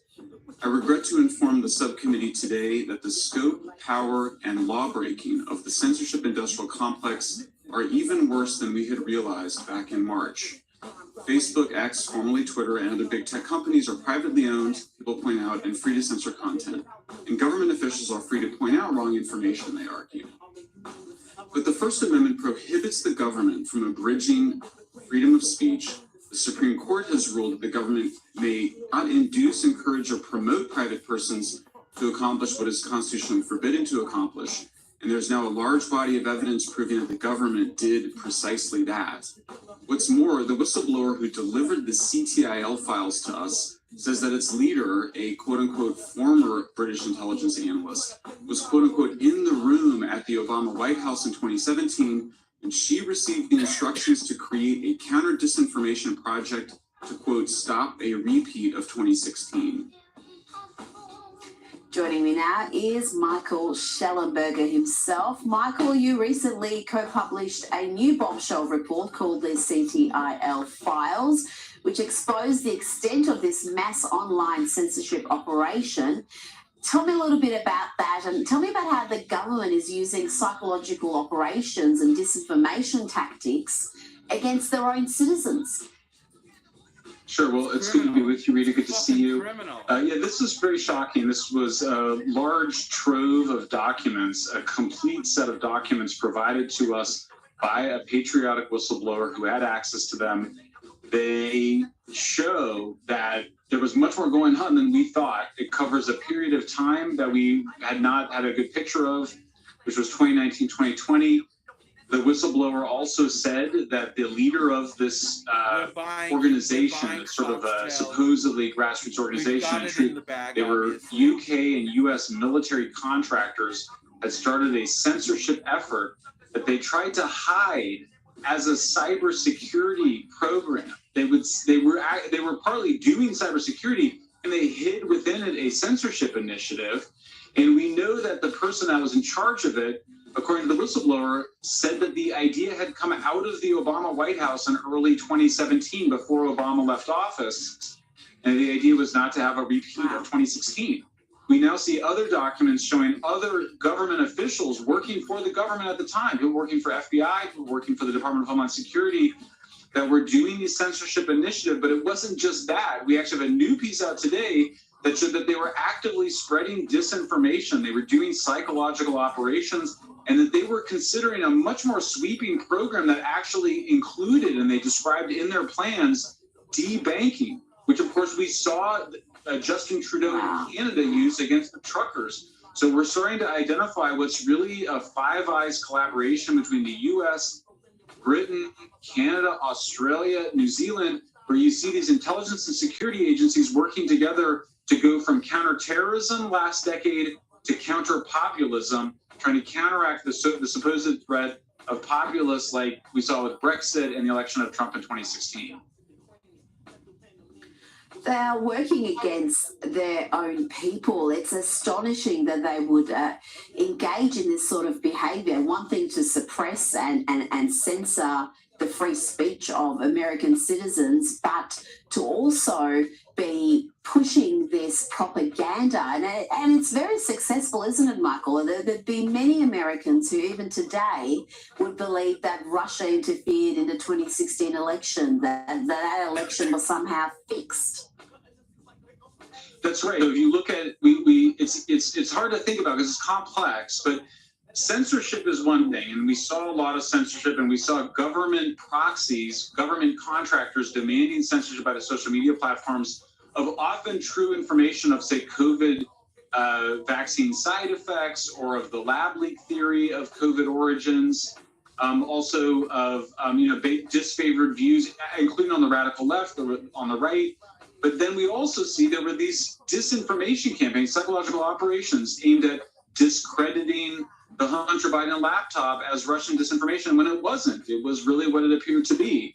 We also saw the disinformation against Trump as supposedly as a Russian asset. We saw the disinformation campaign against the idea of a lab leak of COVID as though it were a conspiracy theory or somehow a fringe idea, when of course it was always a very mainstream idea because there had been so many lab leaks before that it was always a realistic scientific hypothesis. And in fact, most people in the United States now think that it did come from a lab. So you're seeing, I think at first we all thought this was just kind of the radical left or the woke left engaging in kind of cancel culture, and that's all that this was. But we're seeing very clearly specific people that were working for the U.S. Navy and also for U.S. military contractors at the time engaging in these censorship and disinformation operations. So now there's no missing link. There's no speculation. There's no theorizing. These are the actual facts of a secretive effort to break the law, which is by definition a conspiracy.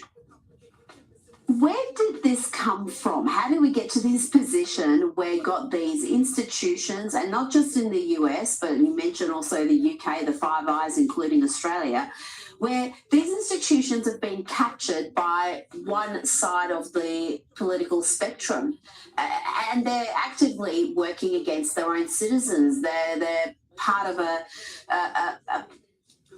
effort to discredit and sometimes even persecute political opponents.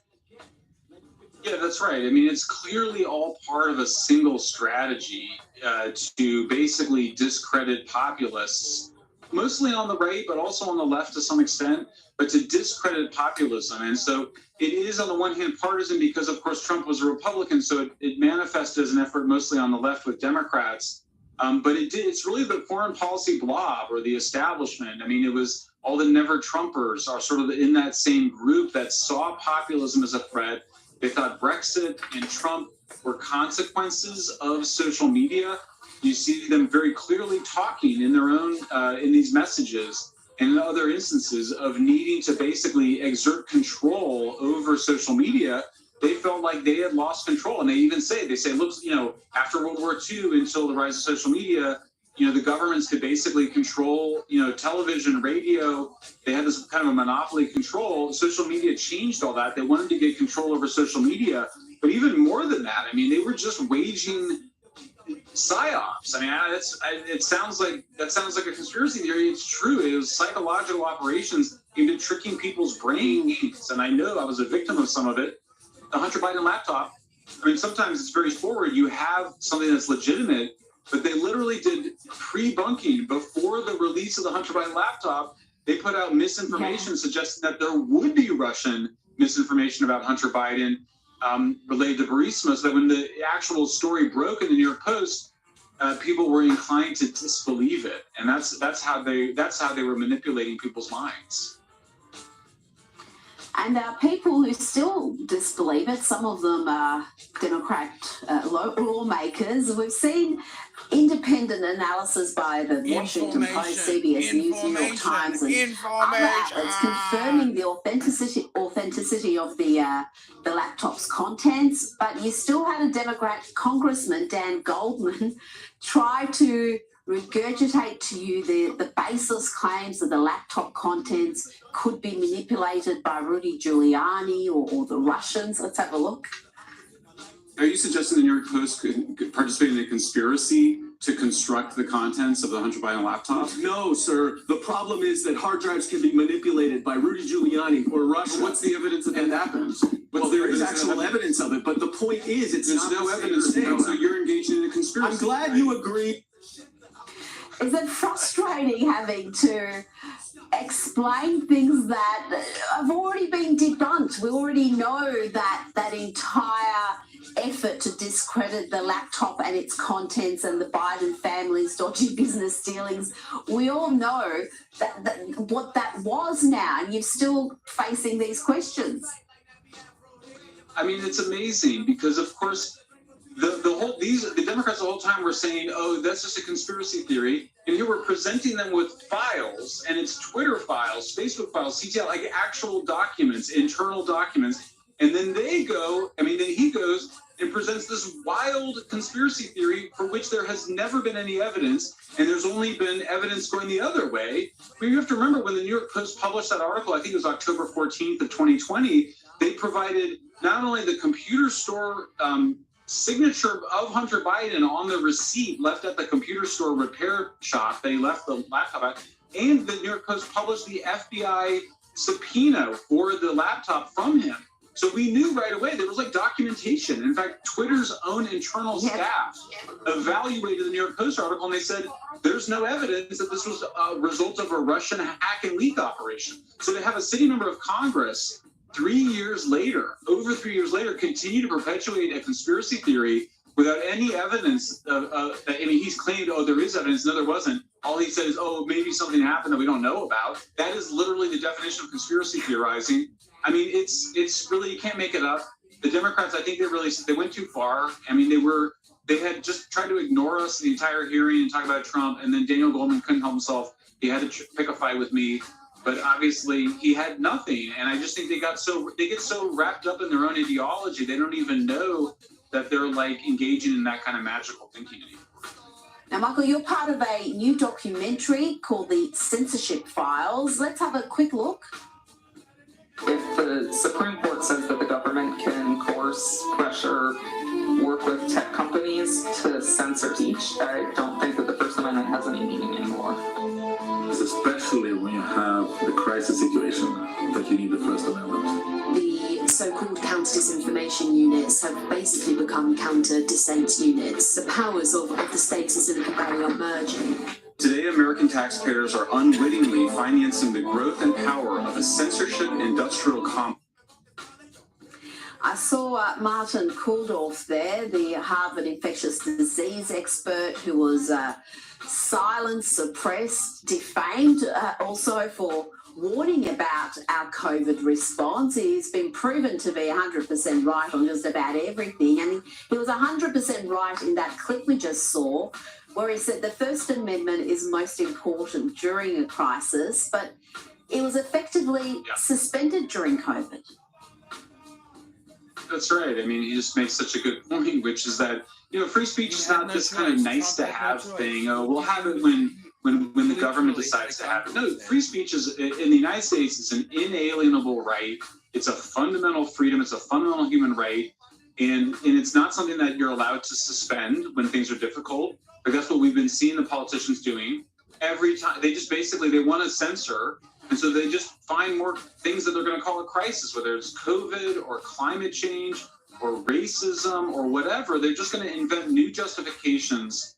And we're having in Ireland, you see in Australia on the Indigenous ballot. I mean, they're just going to invent new justifications for censoring people that they don't like. Now, on the one hand, you kind of go, that just looks like wokeism, but really, we now know it's part of a much more sophisticated and terrifying governmental, international governmental operation by the military and intelligence and security agencies to try to counter populist voices. And it's just outrageous. It's terrifying. It should infuriate everybody that wants to decide for ourselves. It's not just our ability to speak for our own voice, but it's also our right to hear each other. It's my right to hear you. You know, it's our right to have a conversation. The government it's so out of control and inappropriate. This needs to be shut down. It needs to be defunded. There needs to be an investigation across the Five Eyes countries. We do not want the police and these intelligence and security agencies telling us what we can and cannot say online. It has to stop. And we're going to keep the fight going. The documentary is going to come out early next year. I hope people will sign up on the list for at X or at Substack, and they'll be the first ones to see it.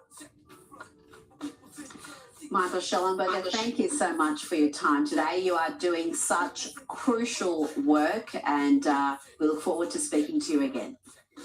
Thanks, Rita. It's good to be with you. And that's it for the Rita Panier Show. Overtime. We'll be back bigger and better in 2024. But I'll see you Friday for the regular Rita Panier Show and Sunday morning for Outsiders.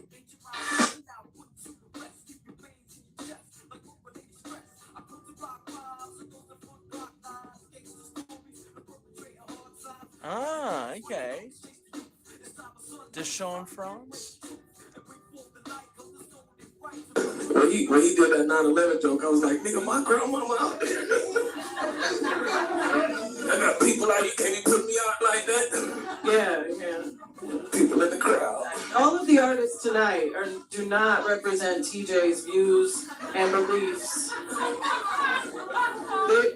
It's just jokes, Granny. It's just jokes. How y'all feeling out there tonight? Yes, sir. Y'all look so beautiful. Yeah, I usually try to keep a head count of how many folks we got, but I don't know if I'm gonna be able to tonight. You better count that. We are still at work. Hey, all right. I've had a rough day. What was I about to say? I don't know. How y'all feel out there tonight? Just get the crowd to scream at you when you forget what you were about to say. Absolutely. Are we keeping this show rocking and rolling? We are going to keep this show rocking and rolling. I think I see a silhouette of a little man coming towards the stage. And I'm very excited to bring up this next performer. Who? Wait, hold on. Wait. Can I keep talking or? Yeah, you keep talking. Okay. That beer got me bloated in the mouth. Oh man. I gotta be on this stage too if he gets gas activated. I got celiacs. I don't even supposed to be doing this. Celiacs? How silly are they? Hard. Very excited to bring up your next act. This will be the poetry. Can't talk. People who speak broken English taught me how to talk. Don't fight it. No, let's play that. I professionally do this. I believe this next performer, poet, he is a poet tonight. Is this your poetry debut? Yeah. So it's the first time he's doing poetry for people other than the turds in his toilet. And see, that's what the Contour stage is all about. Yeah. Tell them. You can come up here, and if your shit is tight, then you can lay it down tonight. I don't know. I just wanted to go. Pause on I always wish I could talk like a 70s. You can. You can start now. Yeah, but you know what I'm saying? This next person we about to bring up is also my dog. Yeah. Also one of my favorite performers in the city. Yeah, well, one of my favorite people. You're one of my favorite people. Yeah. Give it up for... Wait.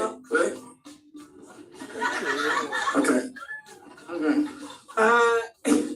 That. To do some more of that. I need you to make lots of noise. Clap it up.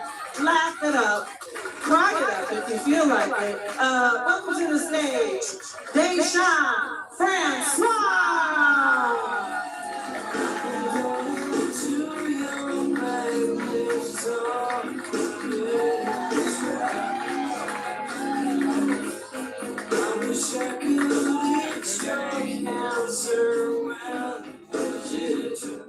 Oh, hell yeah, I love Pearl Jam.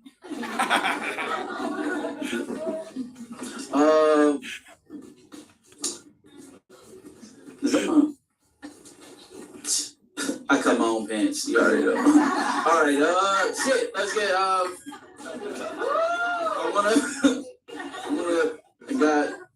got something. I should have had this ready. Nah. I committed to. Where's it at? What if I just did this for 30 minutes? They trying to get me off stage. I'm just like,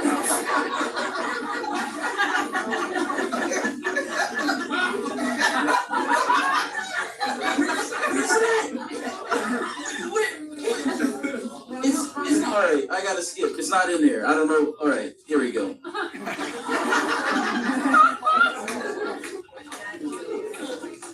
That wasn't a gag. I actually had something to read. He a genius for real. That's why he sold his shovel. Thoughts, all these thoughts. All right. This first poem is called Information. It's like I feel like I got context. It's like what it's like to grow up in the internet age. All right. Information. We are part of the blue waffle generation. Oh, yo, did y'all hear? Sierra got a dick. I saw her open talking about it. Information. We are part of the gold blue dress generation. Nigga, did you know if you go to sleep, you swallow about 10 spiders every night? Information. We are part of the eating ass generation. Where my ass eaters at? Yo, a waitress told me that Bob Ross is a serial killer, and every painting that he painted is a clue to where he hid the body at. Bitch, get off of Facebook, please. Information. We are part of the Hamilton generation.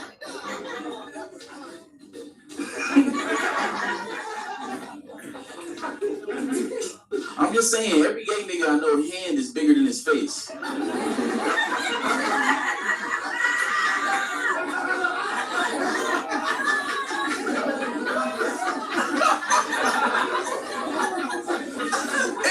Information.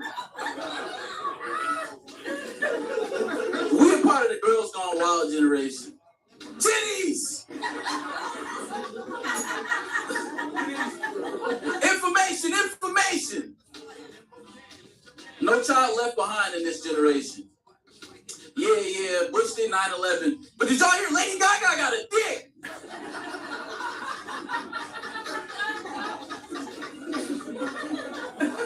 Google it.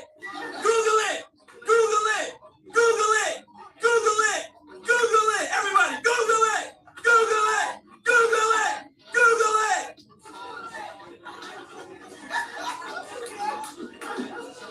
All right, that was the internet poem.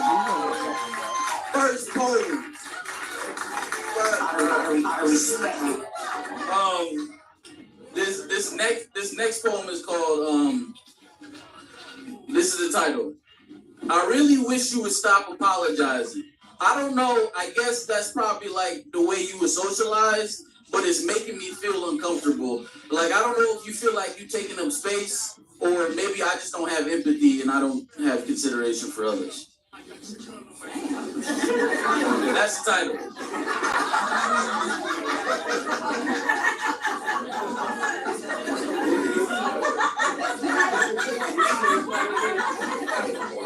You want me to read the title again, Joe?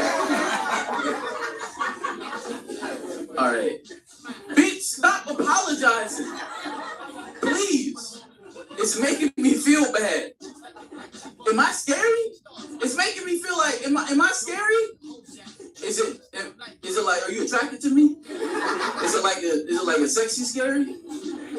Oh, I do think that you're hot. Oh, for real? Oh, it is sexy scary. Oh, that's cool.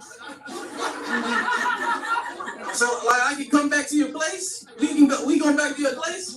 Oh, you got a real nice place. Oh, like the pictures and stuff. Oh shit, Mulholland Drive on Criterion. I just got that too. Oh yeah, we supposed to be having sex. All right, my bad. Sex. Yeah.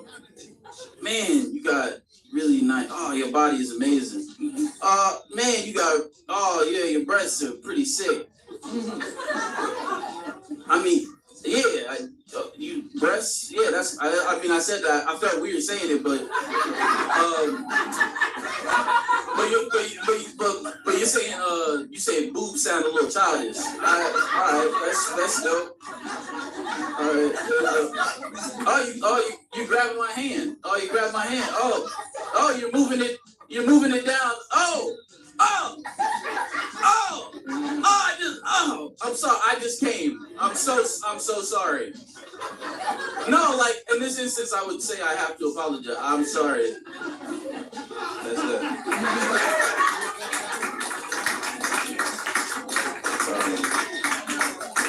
Sorry. That came from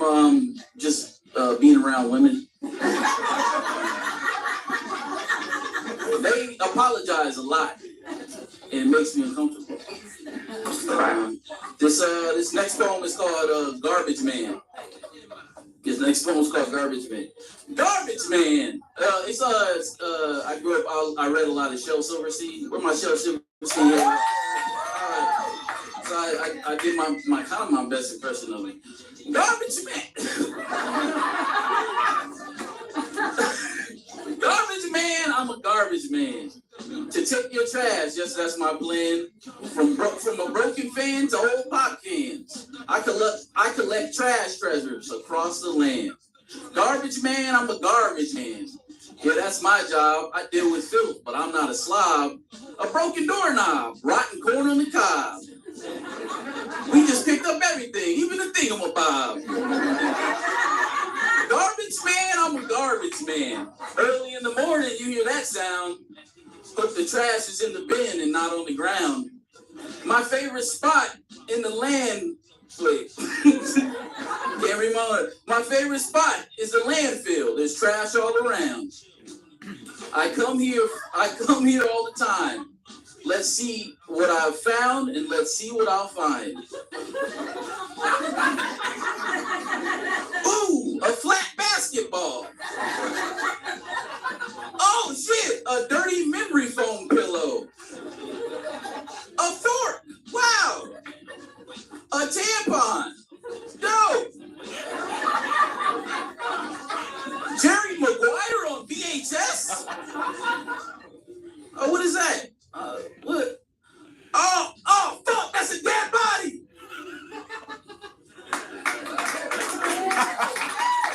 All right, you give me the light? How much time I got left? All right, sick. All right, cool. This next one is called. This next one's called Damn Nigga, I Just Got Here. I remember the day I was born. I remember those first words you said to me. You said, "Let me borrow a couple dollars." Thank you.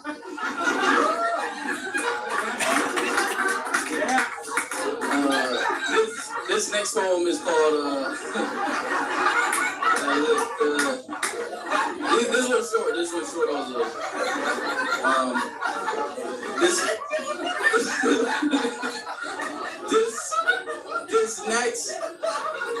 This next poem is called Getting Head as a Straight Man in 2024.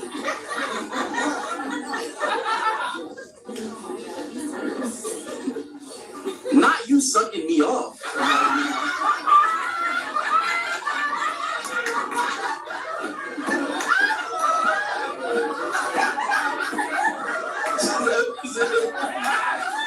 I got one more.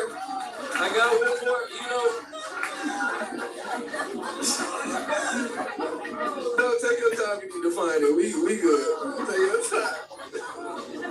All right, I got two more. Sorry. All right, I'm gonna say this one quick. This one is called Curb. I feel bad for curbs. They're probably the most racist part of the street. That's right. There's a racist and a non-racist part of everything. It's a spectrum. And curbs are in the racist end. But it's not their fault. American History X came out and did that. Curbs need good marketing again. I remember when curbs used to be romantic. A nigga would take off his jacket and there'd be a puddle on the ground and he put his jacket on the ground and then the girl would step over it. If that was me, I just laid my whole body on the ground. Thank you. All right, this last poem. Oh, my phone's over there. All right, this last poem is called Confessions Part 3. All right, I'm gonna get some context. So I got Confessions by Usher on vinyl. Yeah, it's cool, but the lining of the album, the lining of the record has like Usher's confessions on it. But they're not. Usher doesn't know what a confession is. All the confessions are like, it'd be like confession number 1 is like, never give up. confession. Confession number 2. You never know what you got until it's gone. That's not a confession, Usher. So I was like debating whether I should like how Ernest. The fuck is my? What is that? Wait, what is? All right. It's all squishy and don't touch it, nigga. Don't touch it. There we go. All right, I was debating. Stop laughing. No, but I was debating how Ernest, like I'm not particularly like I think I'm a sincere person, like, but I never really like put myself out there in a way to where it's not trying to make people laugh, you know. So I'm gonna try, and you know, yeah, we'll see. Confessions Part 3.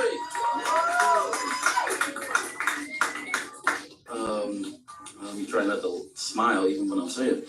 All right. I haven't truly lived since the 6th grade. I know when I die, my life will flash before my eyes, and it'll be like 2 moments I can think of very clearly. When I was in the 6th grade, I remember these 2 high school girls were fighting, and I put myself in the middle of the fight to pretend like I was breaking it up, but it was really just to touch their boobs. And I think about that a lot. And another time is also in the 6th grade. A family friend was spending the night. And she's also the same age as me. I didn't particularly like her. I did like her sister because her sister would do this thing that, like, you know, you're like, how old are you in the 6th grade? Like 11 or something? 11, 12? 11. Yeah, do that thing where, like, oh, she's 17 or 18 or something, and she's, like, flirting with you, and you're like, are we together? So her sister was really cool. I didn't like her very much, mainly because she would beat me up all the time. I was little, as Stephanie Clear said earlier. But one time the one that I didn't like was spending the night, and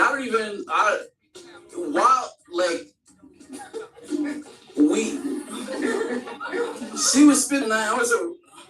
And while she was asleep, I dry humped her.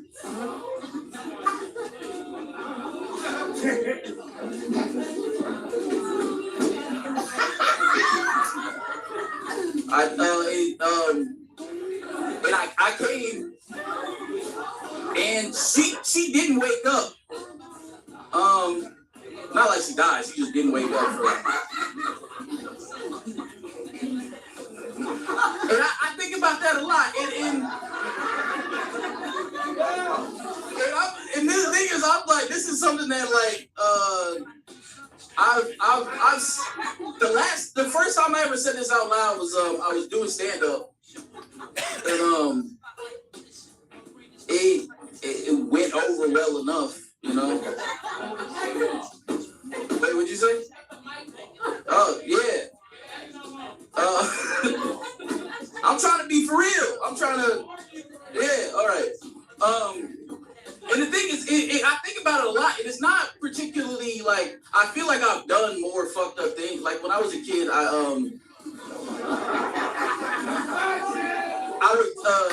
I take my little brother to a chair, and I forced him to watch porn. But it wasn't the porn. It was like we had this VHS tape, and the porn ads that were played before were just like the wildest shit that.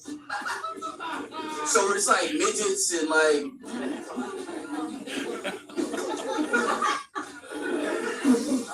That wasn't written down. That part wasn't written down.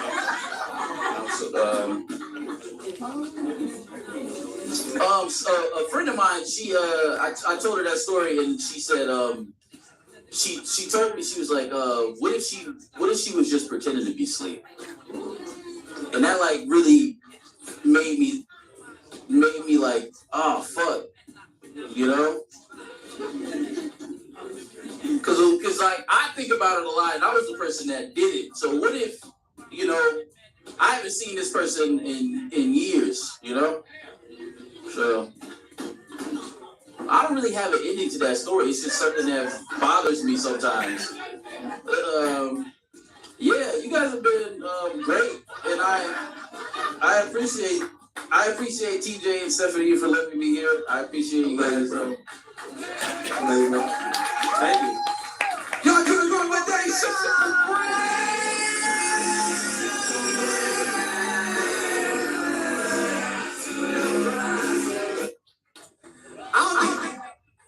He was 11. He was 11. He didn't do this shit yesterday. He was 11. I'm pretty sure one of my friends' He brothers.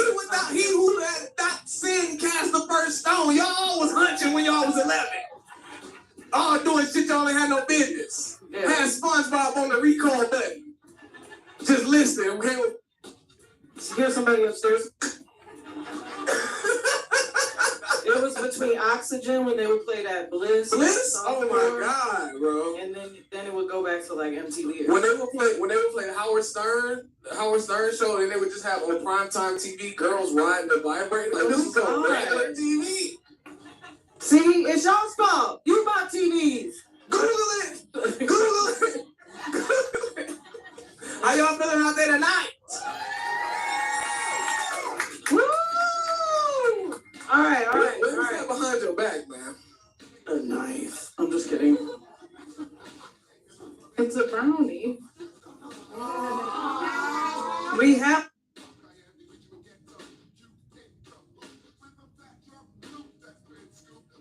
Okay, why not? I went to a doctor's office, and it's not Dr. Dickhead that I was telling you about. This is a different doctor. He's a doctor because he got a business card and he put DR period on it. His office was such a piece of shit that you could hear the conversation going on between the doctor and the patient ahead of you, which is never supposed to happen. So as I'm waiting for my turn to go in, I'm waiting and I hear the doctor go, "Oh, what is your medical need for marijuana?" And the guy in there goes, "Oh, I have a bone disease." And I was like, "Oh shit, I don't have a bone disease." Like you just be like, "Weed's awesome." And he'd be like, "Yeah, I fucking know, man." Like, so I start to panic and turn, like, what am I gonna say? And in my mind, I just go to the worst shit. Like in my mind, I'm like, just say you have AIDS. Like, just tell me you have AIDS. And he'll be like, "When you find out?" I'm like, "I just found out like 5 minutes ago." "You don't seem that bummed out." "Well, I'm just happy to be here. So let's wrap this shit up, man." For some reason, I picture him asking me to prove it, which they would never be like, "Prove it." And you're like, "Oh, I left my AIDS card at home. I don't have it on me." Then I go, "That's way traumatic. Just dial it back." I'm like, I'll just say I have cancer. That's much more believable. And then I start thinking of all my family members that have died of cancer. I'm like, man, if I say I have cancer just to get weed, I am getting cancer next fucking week. By the time I have that thought, I'm sitting in front of the doctor. He's like, I go, "What?" He goes, "What is your medical need for marijuana?" And the best I can come up with on the spot is, "My eyes hurt." And he goes, "You have vision problems?" And I go, "Oh yeah." And he goes, "You don't wear glasses?" And I go, "Can't. Hurts. Everything hurts. Ow, ow. He writes me a prescription. I go to leave. As I leave, I see the guy who's going in next. And I don't know why. I think it's going to be funny to listen. Because I think he's not going to get it. And I'll tell you why. I completely judge the guy. Because the guy's your typical LA Cholo Mexican gangbanger. Okay? It's a very specific look. You've seen movies. You know what the fuck I'm talking about. It's khaki Dickies with an oversized white t-shirt, Chuck Taylors, an LA hat, and also an LA tat in like this general area here. So I was like, if I lose my hat, I still have my favorite team right fucking here. So I listen at the door, I'm like, and I hear the doctor go, "What is your medical need for marijuana?" And the guy goes, "I just really like the way that weed makes me feel." And then the doctor wrote him a prescription for that.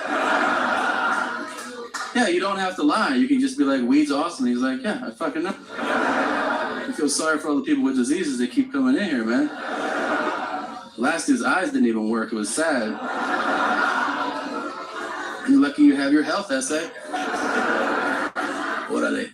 The election of 2012 changed the course of American history. 3 states legalized gay marriage, 2 states legalized marijuana. Yeah. So when the Bible says if a man lays with another man, he should be stoned.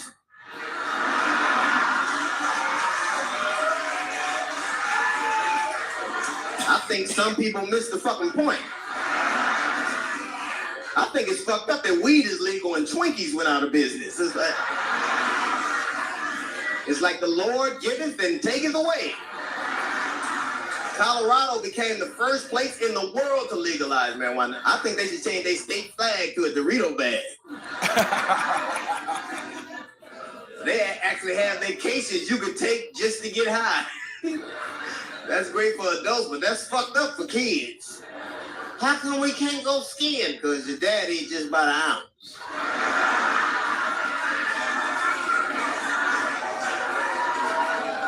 And who the fuck are you anyway?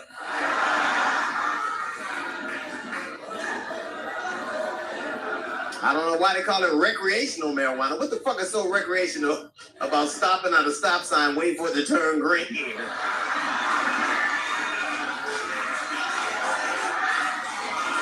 I'm about to run this motherfucker, everybody.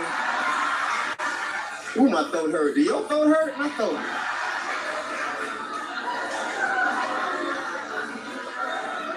You ever saw how you swerved to avoid a tree and then realize it's that air freshener hanging from your rearview mirror? Oh my God, I ran into the woods. I smell pine. Have you ever saw how you look at yourself in the mirror and tell yourself you high? Like, you are high. And you answer yourself back, I know. I am high.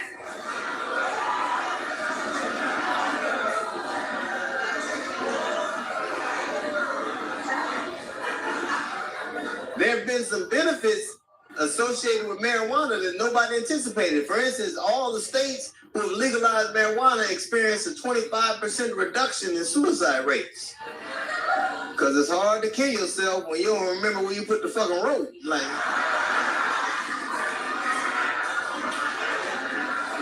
what the fuck did I come in the garage for? Oh, well, I'm hungry in a motherfucker. Ooh, Captain Crunch and Pickles. What is this rope doing here? I must be a cowboy.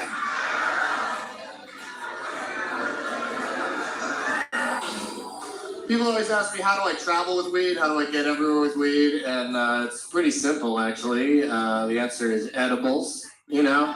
When it comes to actual flowers, I count on the kindness of strangers everywhere I go because pot smokers are the coolest and the nicest and, you know, they hook me up. Yeah, I love it. But edibles when flying, you know, especially domestically. Internationally, I wouldn't really fuck with anything because you just never know. But domestically, TSA doesn't give a shit about your, you know, cookies, breath strips, pills, vapor pens. You know, vapor pens all look like e-cigs, you know. Looks like we're all just trying to take back our freedom, Stephen Dorff style.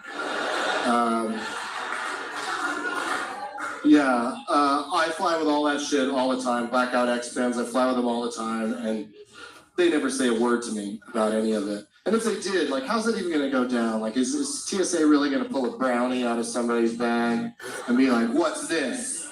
You'd have to be like, that's a brownie. And they'd be like, what's in this brownie? And you'd be like, you know, brownie fixins.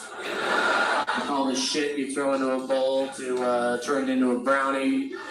Maybe with a little something extra special.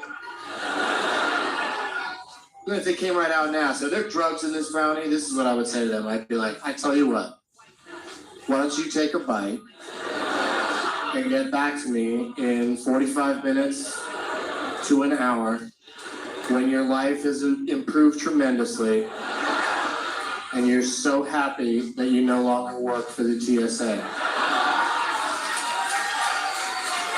Give me a buzz.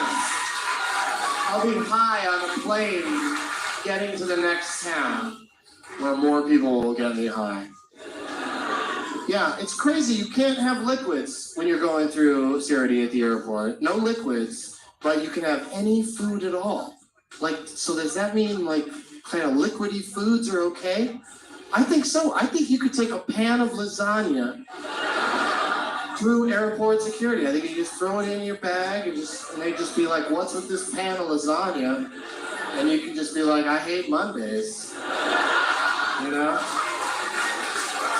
Leave it at that.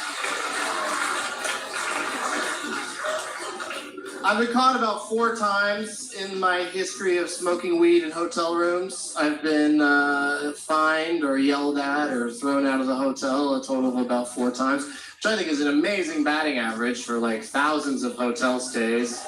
You know, I'm serious about it. You know, I put a wet towel in the crack of the door leading into the hallway so that smell that's so great doesn't offend any a-holes walking by. Like that first time I got caught, I didn't even know what was happening. There was an extra charge of $200 on my credit card bill. And I got all fired up like, oh, they charged me for an extra night, that damn hotel. I'm going to call them up and give them the what for.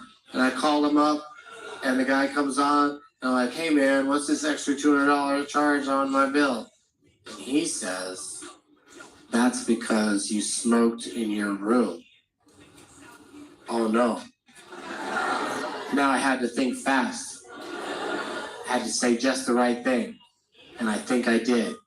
Because I said, no, I didn't.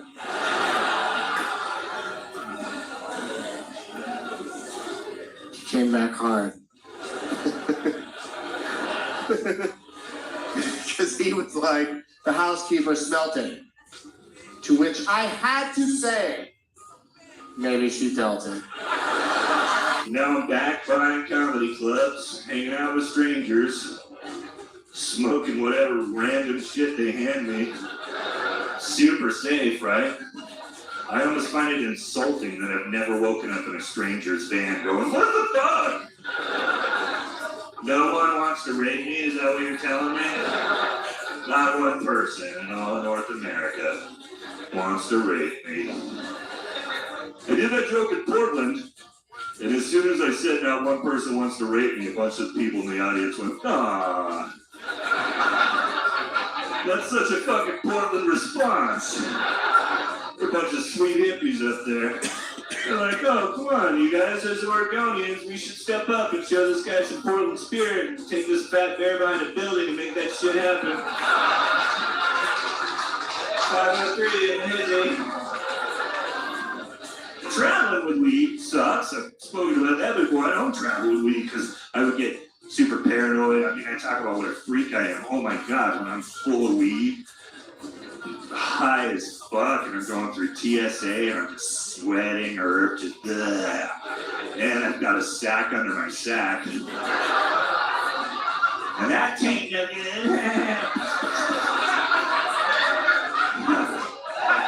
Oh my God, somebody really likes puns. I love that.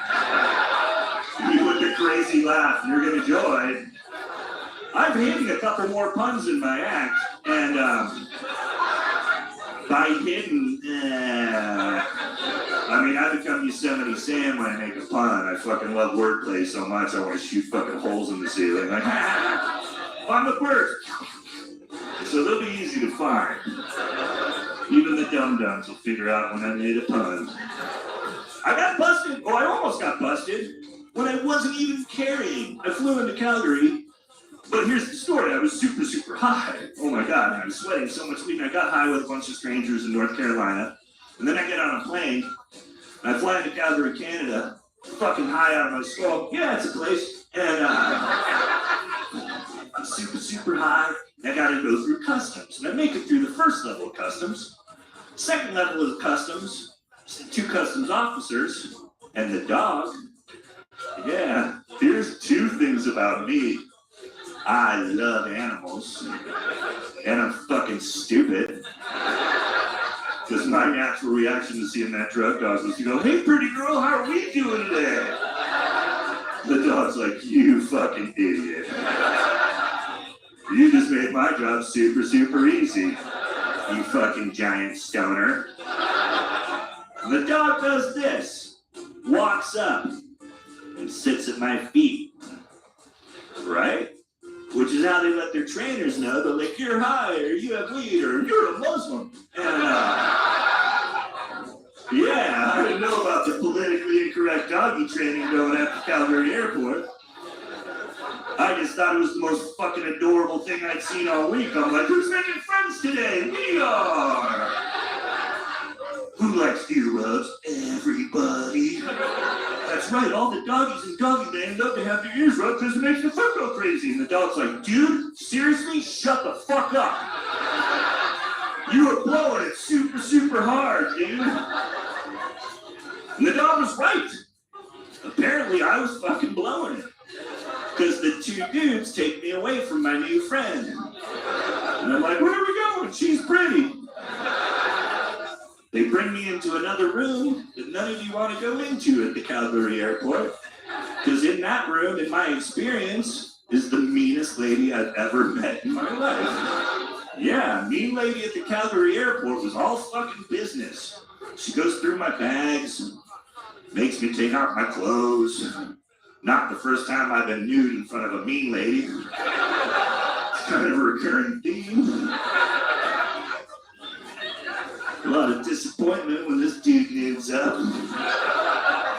And the two dudes start to leave me, and that's when I panic. I'm like, what's going on, fellas? Why am I in here in the first place? And the guy goes, well, sir, the dog indicated you.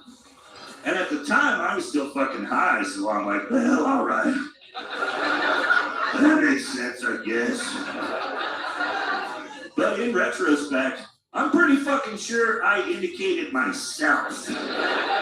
Because you know who tries to hug drug dogs?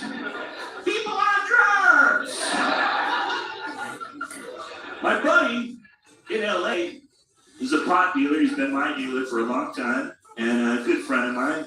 And he's super excited about weed being legal everywhere. He's like, it's gonna be awesome, dude, when it's legal everywhere. And I'm like, not for you? Because think about it, you'll never use a dealer again when you don't fucking have to. When you can go to Costco and buy in bulk. Right? You're not gonna sit on some dude's shitty couch in his gross apartment and hear him talk about his fucking obsidian collection ever again. Because if you've ever bought weed from a dude, and I have, you know you gotta hang out in your dealer's house and hear about his boring ass hobby he just picked up. Hey brother, just found out I'm 172nd Cherokee, so I started collecting arrowheads.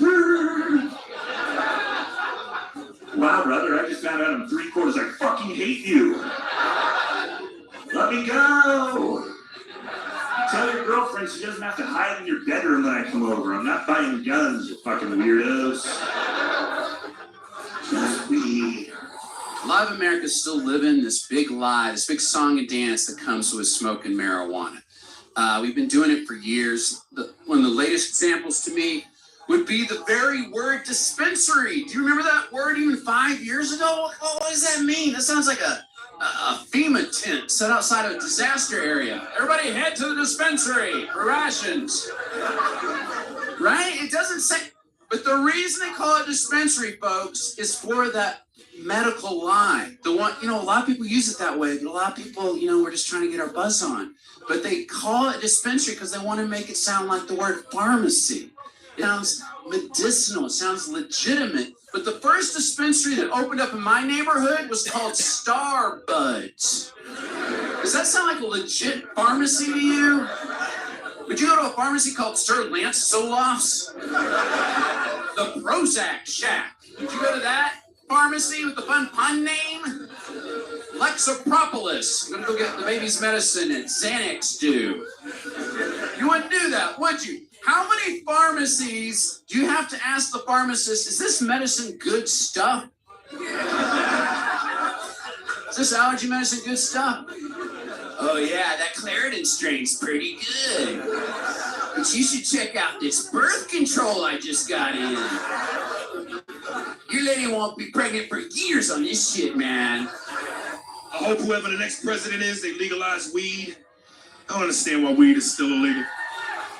It's the most harmless vice on the planet. And I'm a weed advocate. I talk about weed so much on Facebook and Twitter. I get people to come to me after my shows and hand me nickel bags, blunts, joints. I had a white boy one time give me some edible weed. I wish somebody would have told me that edible weed is 50 times more potent than the shit you smoke. And when white boys give you weed, they come with warning labels. You gotta listen to shit they say. I had a white dude give me 5 miniature Reese's Pieces size cups of edible weed. I was like, dog, is this shit even strong? This white boy looked me dead in my face and was like, dude, trust me. You do that, you're gonna see tomorrow today. God damn. I ate all 5 of them motherfuckers. I was driving home. I was like, man, this ain't shit. Cut to, I'm in my house, butt naked, making carpet angels there. My nuts had 8 hours of rug burn. That shit was serious. I like to smoke weed and watch Maury Povich. That's how I start my morning. An Egg McMuffin, a blunt, and Maury Povich. I love them Who the Baby Daddy shows, man. That is black ignorance at its finest. Like, I don't understand how when a nigga find out he ain't the father, he got to pop lock and break dance. Terrell Jackson, you are not the father. Oh! Told you, bitch.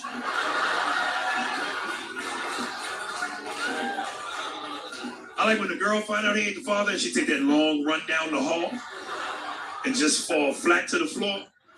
Like, no disrespect to my big girls, but if you are 250 pounds and you run at top speed and fall suddenly to the floor, you look like a baby elephant being shot in the wild.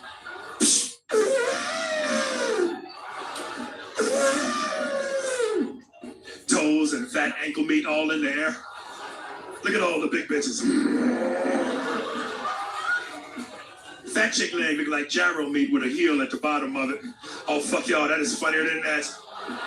Next time you see Euro meat on a spinning spool, put a heel at the bottom of that. It's a fat chick leg, nigga. Look at all the skinny girls comforting their fat friends, girl. He ain't talking about you. Fuck him, he ain't talking about you. And I know some of you big girls gonna be mad at me and talk about me in the car on the ride home. Why you laughing with the next thing? So good, baby, baby. Skinny girls love that joke. Y'all go to work the next day and fuck with your fat coworker in their cubicle. Why you keep making that noise? I just got something stuck in my throat, girl. Baby, baby. I ordered an hourglass and man, it came and I was so excited. I didn't know what I needed it for, but I was like, I need one. Well, the problem was that I ordered a wristwatch and an hourglass came. I'm like, ah, damn it, you know. Don't order stuff online high, you know. But I used it. It was great. I would use it to time everything. I would time my showers. I just could go for it, you know. And I would check in with it just. Like, I still got some sand, you know what I mean? I would time my number 2s. That was fun, you know. Just go for it, like, all right. I learned something. I learned that your legs fall asleep about the hour mark, so that was fun, you know. But I kept using it, and I felt like something was off. I did not know what it was, you know. And so I used my phone, and I timed it, because, hell, I got all day, you know. So I timed it, and I stopped at 47 minutes. I'm like, oh, that can't be right, so let's try it again, you know. Timed it, stopped at 47 minutes. I'm like, damn, now what? So I called customer service. And I said, excuse me, I'm having a hard time with my hourglass. It seems to be defective. And she's like, well, how can I help you? I said, well, I just need you to send me 13 minutes worth of sand.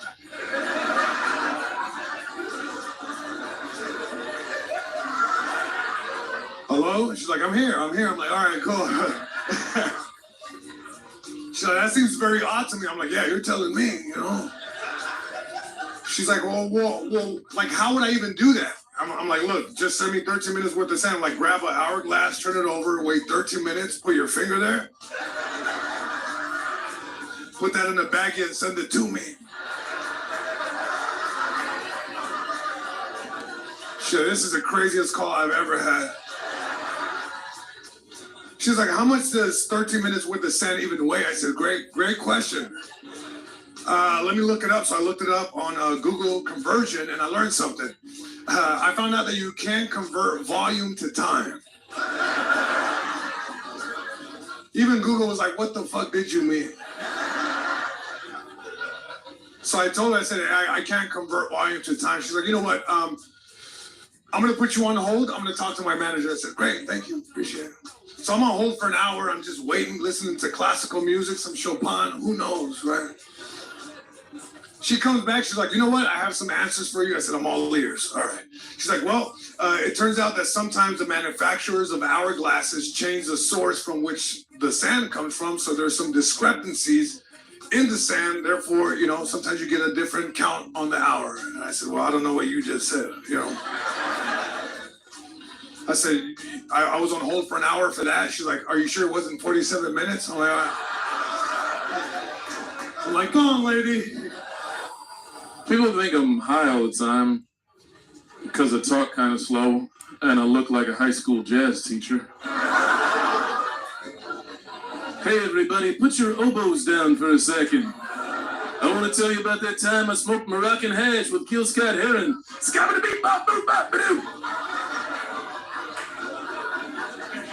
It fits. At least 3 of you were like, Mr. Thibodeau?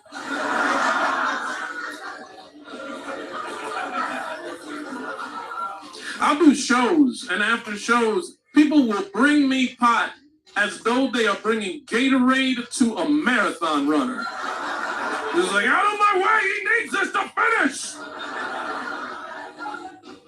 I was doing some shows, I was doing a weekend of shows in San Francisco, and after, one person's heard of it, sure.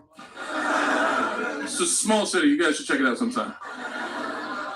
I was doing a weekend of shows in San Francisco, and after one of the shows, this guy came up to me and he brought me a Ziploc freezer bag, gallon size, filled to the brim with weed. Now that is a very generous burden.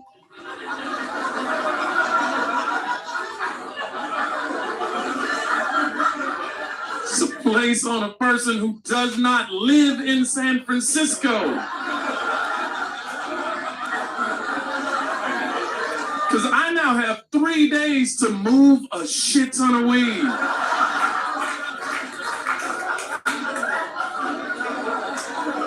You know, it's fun being a somewhat recognizable TV personality turned drug dealer. People just like, oh, wow, man, things really fell apart for you.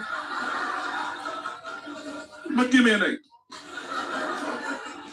I didn't know what to do. I had all this weed, and I didn't want to throw it away because I seemed rude.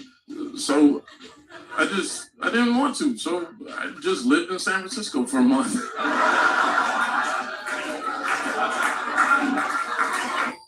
When you're in a dispensary, there's only one good question to ask. There's too many dumb questions. Don't you think, or do you think they're all pretty good questions? Oh, there can be some dumb questions. Tell me some dumb ones. You offer somebody a sample of something and they ask you if it's gonna get them high?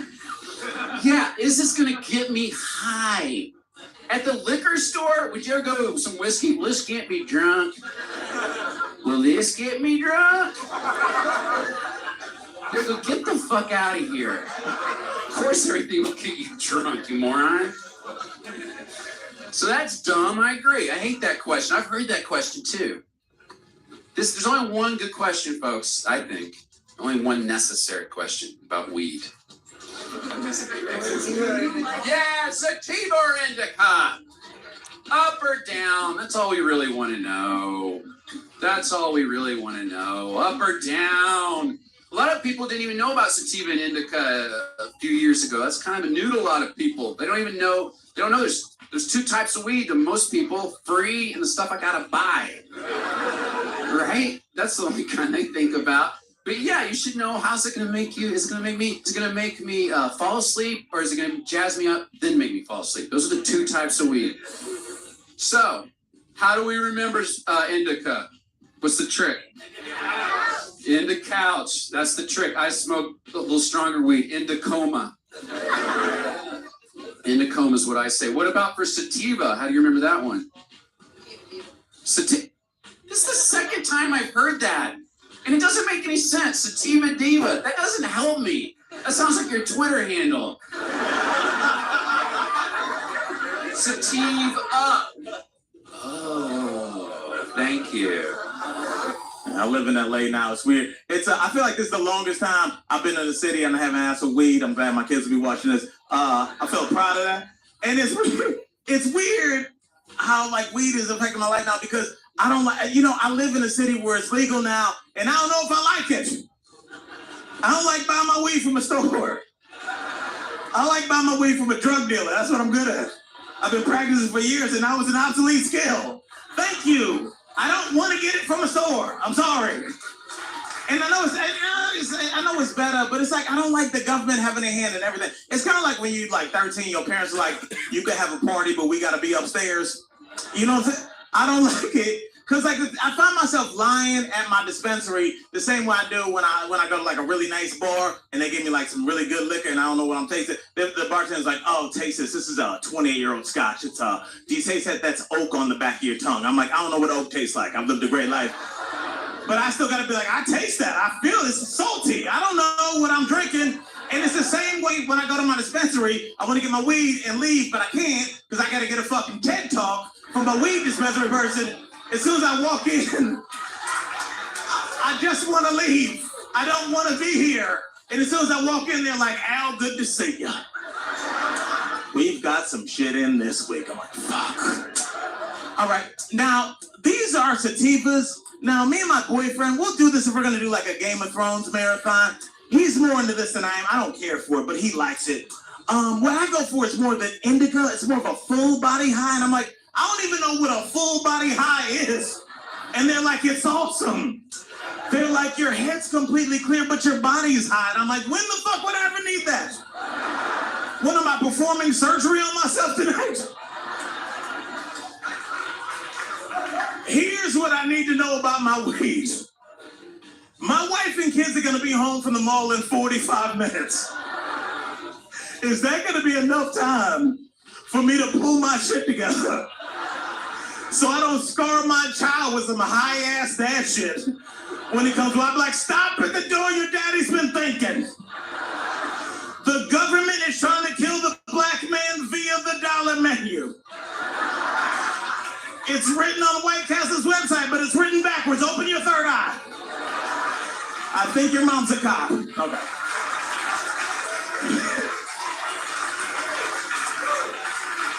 This is awesome, man. This is great. And I'll tell you, I'll be real with y'all. We got a long time up here. We need to just start to get to know each other. I celebrate diversity. I think you should hang out with people of different races, different ages. I think that's all good. But I'll be honest with y'all, I practice segregation one time in my life, one time only. And that's that I only smoke weed with people in my own age demo. Shut up. I do. I'm in my mid-30s. I smoke with people in our mid-30s. We smoke old people shit. Joints, blunts, maybe a bowl if somebody got a promotion. We getting fancy, you know.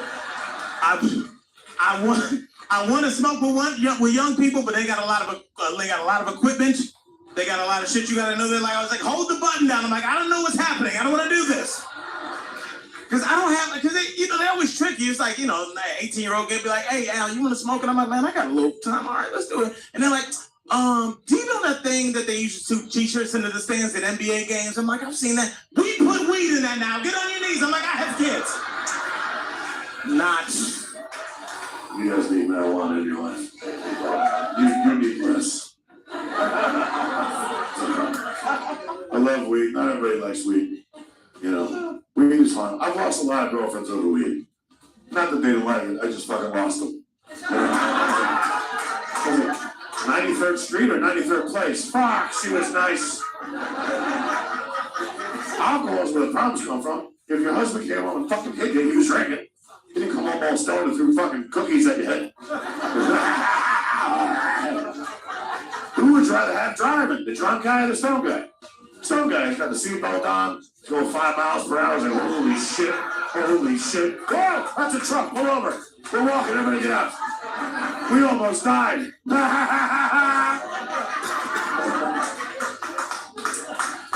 You ever smoke weed and hang out with your grandma? It's fun. because my grandmother's got Alzheimer's, and I was telling us we just tell the same story back and forth like that house. She makes all these cookies, and I eat them, then she forgets, makes all these cookies, and I eat them, then she forgets them. That joke goes on for 6 hours.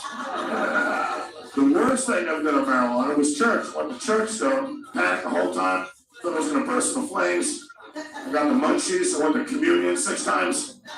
Did a thing of salsa with me, like, hey, you got any more Jesus? You can do anything in church. Nobody's gonna kick you out. There's no bouncers. You can start a wave, you throw a bowling ball up the aisle. You can dress up like Satan, just sit in the back row. Boo! Get a Jesus costume, walk in. What the fuck? Who are you people? Get out of my house! Give me that wine back! You guys are fucking crazy. Listen, alright, fine. Let's talk about something else. Living in LA. I'm from Virginia. I miss Virginia. I miss just the East. I miss just buying weed illegally. Like I miss meeting the motherfucker you don't know in the middle of the mall. Right? You scared, he's scared. You don't know why he's scared, and you chose to do this. Like, this is what you do. You can tell when they're scared, you don't do say, hold on. Why they hand you to show, hold on, wait. Hold on. He started asking, who that? Like, who, nigga, we in the food court. This nigga got samples, she got 2 kids. What are you talking about? You selling me 2 dimes, nigga. You're not gonna go do no fair time. And then it's me, nigga. Like, well, they're good. This ain't even for me, it's for my grandma. So I'm trying to figure out. She smoke your shit, little. Goddamn high. It'd be like that. Hey, imagine the punchline was funny.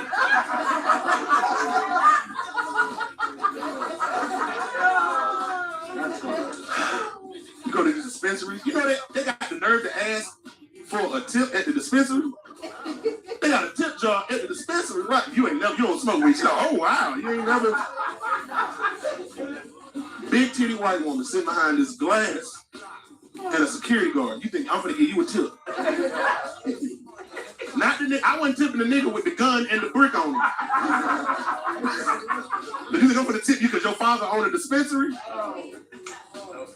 I miss buying weed from because you could guilt them. You could be like, hey, come on, bro. Come on now. You can't do that with Ashley. Ashley, that ain't, she's like, well, the scale says, like, bitch, I'll punch you in your areola.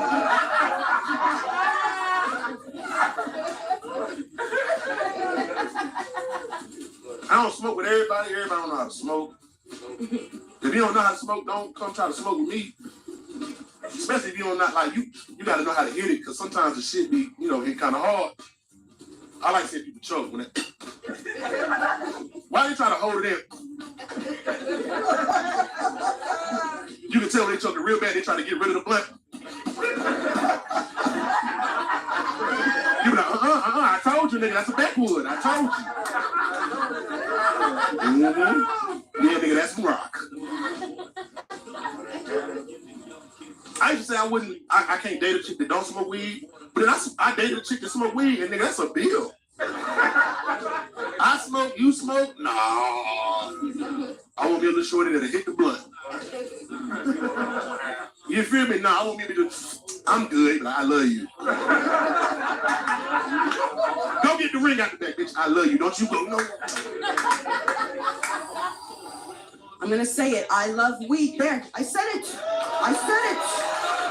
No.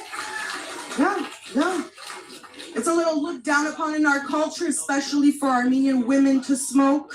Yeah, I was talking to this guy one time. He said, I don't like my girls to smoke weed. I was like, what the hell? Dude, are you serious? I could roll your blunts and dolmas at the same time. What is the problem here? I can keep you high. Those who get it.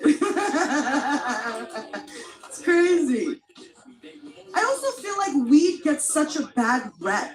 They call it the gateway drug. It's a gateway drug. I don't think weed is a gateway drug. I've been smoking for years. You know what is a gateway drug? A deadly pandemic. Okay? Because just in the last several years, I tried coke, ecstasy, Molly, shrooms, dick. Yeah. That last one, you get addicted, it doesn't call you back. Man. Bless my uncle's heart when he found out I smoke weed. My uncle is such a sweet man, such a gentle, sweet. Yes, give it up for my uncle. Let's butter him up a little, yeah. He's great. First thing he found out I smoke weed, he goes, "Oh, chicas, Mary, you know, you can't lose weight if you smoke weed." What the hell? Damn. And then my mom found out when I was about 16, she caught me smoking weed. She was so pissed. She was so angry. She looked at me with such disgust. She's like, "You couldn't take up cocaine, Mary? You would have at least lost some damn weight." It's like, damn. I could do no wrong if I'm skinny in this family, shit. So, the people pleaser that I am, I decided to take up coke, you know, just to... It didn't take me, but, you know. You guys ever smoked weed out of an apple before? Yeah. I like smoking out of an apple because I travel all the time, and you know, you can find an apple in any airport.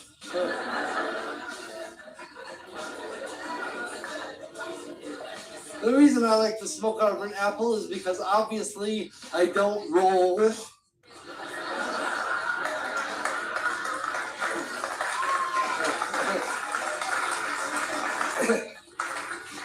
If I'm rolling the joint, we are losing a lot on us. There ain't nobody getting high. Just trying to sniff it under the carpet. And that's not how you do that drug. The reason I bring up the old apple pipe is a couple weeks ago I was on the road and I had one with me, waiting for my ride and for my hotel. And then down the street comes a pig on a horse.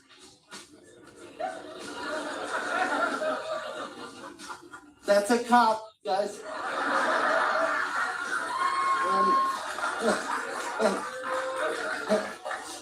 Anyway, this mounted officer,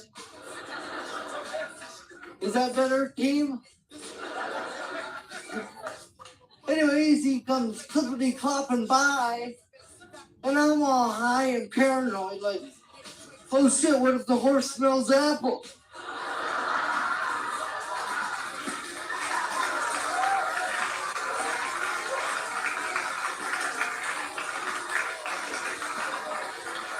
They just keep getting closer. I'm like, this is about to fucking happen.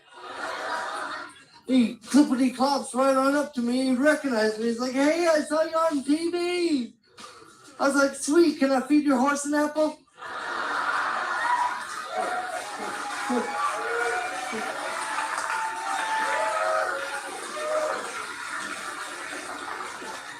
He let me do it.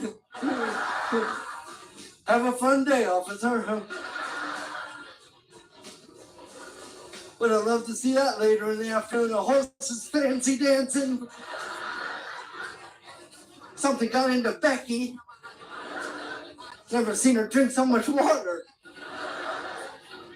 Just another scenario. And then I had this happen to me. I was coming out of the San Diego airport and I bumped into a large, muscly black cop with a German Shepherd. And he recognized me. And I thought I was playing it cool. I don't know how he saw it, but after about 2 minutes, he looks at me and goes, "Don't worry, Josh. It's a bomb-sniffing dog."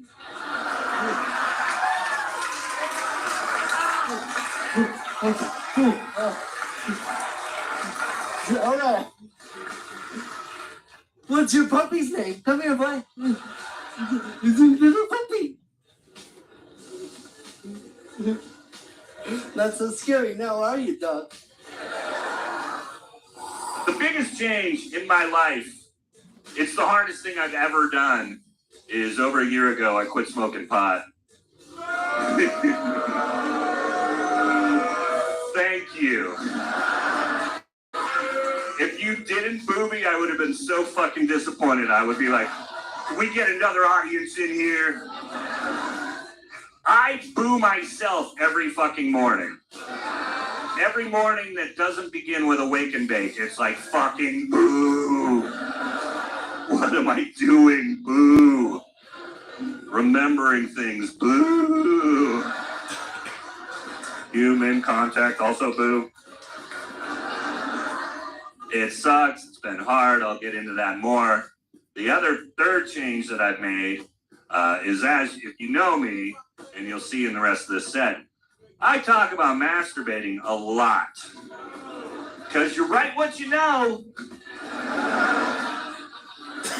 And I know it like the back of my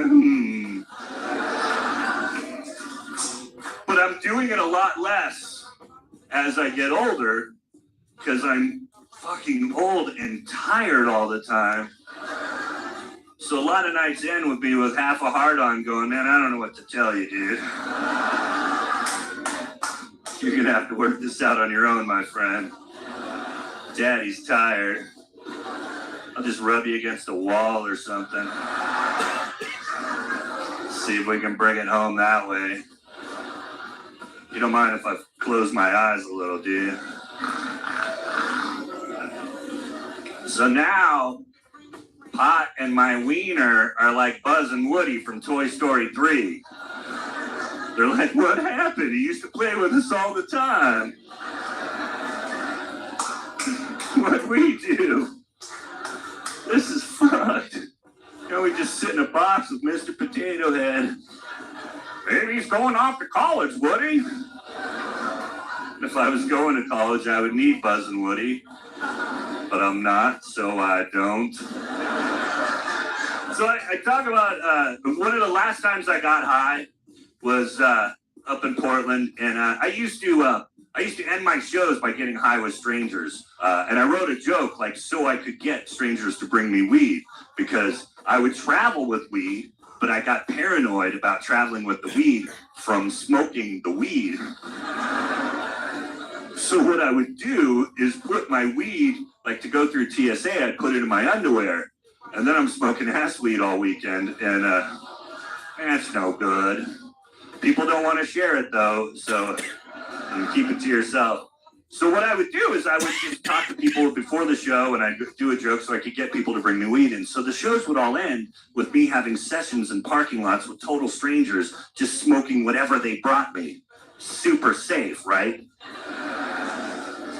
So this is true. There's about 20 of us outside of this comedy club in Portland. We're out downtown, and we're out dimly lit by a dumpster, and we're passing around all this weed, and we've got like a couple different pipes going and a couple different joints going. And the super stoner that's kind of running the thing, he brought a backpack with a vaporizer and a bunch of different type of medical marijuanas to partake from. And so he's passing around, and he's a super stoner. He gave himself a super stoner nickname. He calls himself Ganja John. And it's like, you don't need a stoner nickname. We can smell you. And we're passing around all this shit. And about 20 minutes later, everybody else is left, except for me and Ganja John, because I'm no rookie at that point. And I'm hanging in there. But as the kids say, I'm high as fuck. That is when Ganja John pulls out his eye. Yeah. That is how he let me know he had a fake eye. He just yanked it the fuck out. Just fucking bloop. And as I said, I'm high out of my goddamn mind. I'm 3 types of medical and all this other shit. And all I see is a black hole in his face. And I think fucking demons are gonna fly out of there, just fucking. I'm like, what is happening? And he goes, I like to fuck with people. And I'm like, clearly. You should put that on a shirt. And then my main thing was, look, if you have a fake eye, and if you think it's like a nice conversation piece, it's like a good way to get something started, to move on to a new topic or whatever, use words. Go, hey, guess what? I have a fake eye. So I can say proper response, that's fucked up. Don't play with darts, I guess. I don't know. Then give me the option. Go, would you like to see said fake eye? So I can either go, yeah, I guess, or fuck no, keep that shit in your face. Instead, no option given by Ganja John.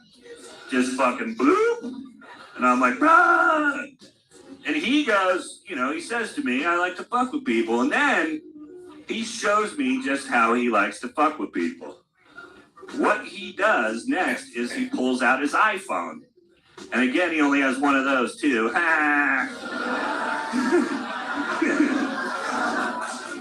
He pulls out his iPhone, and on the iPhone is photographic evidence of how he screws with people. What he will do is shove little things in his gross eye hole and then head out for the evening with the eye patch over it, hiding gross things. Yes, I saw it. Horrible. He will put Monopoly figures in there. Yes. Like the thimble or the little old-timey car or the shoe. Just boink, and then head out into the evening to horrify humans. The worst thing he does, again I saw it, is he will shove a nice green bud in there. A nice little bud of weed. Green bud with little red hairs. I fucking miss it. He'll shove that in there, put the eye patch on, head out to a kegger or whatever, and be hanging around with people and go, oh, I'm out of weed. And they'll go, oh, that sucks, me too. And he'll go, oh, wait, I know where I have some more. Fucking blah. And they'll never smoke pot again. I was like, if you really want to fuck with people, you should put like a little lit candle in there. You know, look, I'm a pothead lantern. People fucking run from you, kicking and punching you. So the first decision that I made to be a good guy is I decided to quit smoking marijuana. Illegally. I got my pot card. Well, I live in California right now where, you know, you still have to lie to doctors. And the thing about it is they say it's so easy. You go into the doctor and you say, my back hurts or I've got anxiety, and they just want you to smoke weed. And so I went into a doctor and said, I've got anxiety that someday my back might hurt. And he said, dude, that's a serious issue. A lot of people your age are dealing with that right now. Let's cut that off before it starts. And he gave me a weed card. Because I think scumbags go to drug dealers, but good guys lie to doctors. And so there it is. I've got my weed card. The feeling of having your weed card, I just ran out into the streets of LA like, where are we going? And there's weed stores everywhere, and I picked one and I hoped it was the right one, and I go in and it was, because there was weed there. And if you've never been into a weed store, the best way to describe it is that it's like every store you've ever been in, but all weed, right? And so they've got everything. They got like weed water, weed sodas, trail mix, lip balm, lotions. And they even just have this little area in the corner where they just have weed. Like where our forefathers used to smoke. And I'm an old-fashioned guy. I like to smoke weed. I like to smoke a weed. It is a saying that I have to make. So I bought some weed to smoke, and I said, thank you so much. And I turned to walk out, and it didn't feel real. I just bought drugs, and I was able to walk outside. And I turned to walk out, and with drugs in one hand and a hand on a doorknob to freedom, from over my shoulder, I hear, oh, Mr. Thune, one more thing. And that's the moment that you realize it's been a 6-year sting operation focused on me. And there's like 8 pops out in the band like, I don't think you fucking do it. We're going home. Jason, you're gonna meet your turn around, just where's the handcuffs? Just break them out. And she doesn't have handcuffs. She's actually holding a weed brownie. And she says, Mr. Thune, I know it's your first time here, and it's a cutthroat business out there. We're glad you chose us, and we hope you keep coming back. And to show our gratitude, here's a free weed brownie. And she handed me a weed brownie that was about the size of a VHS tape. And I know this is streaming and there's younger audiences. It's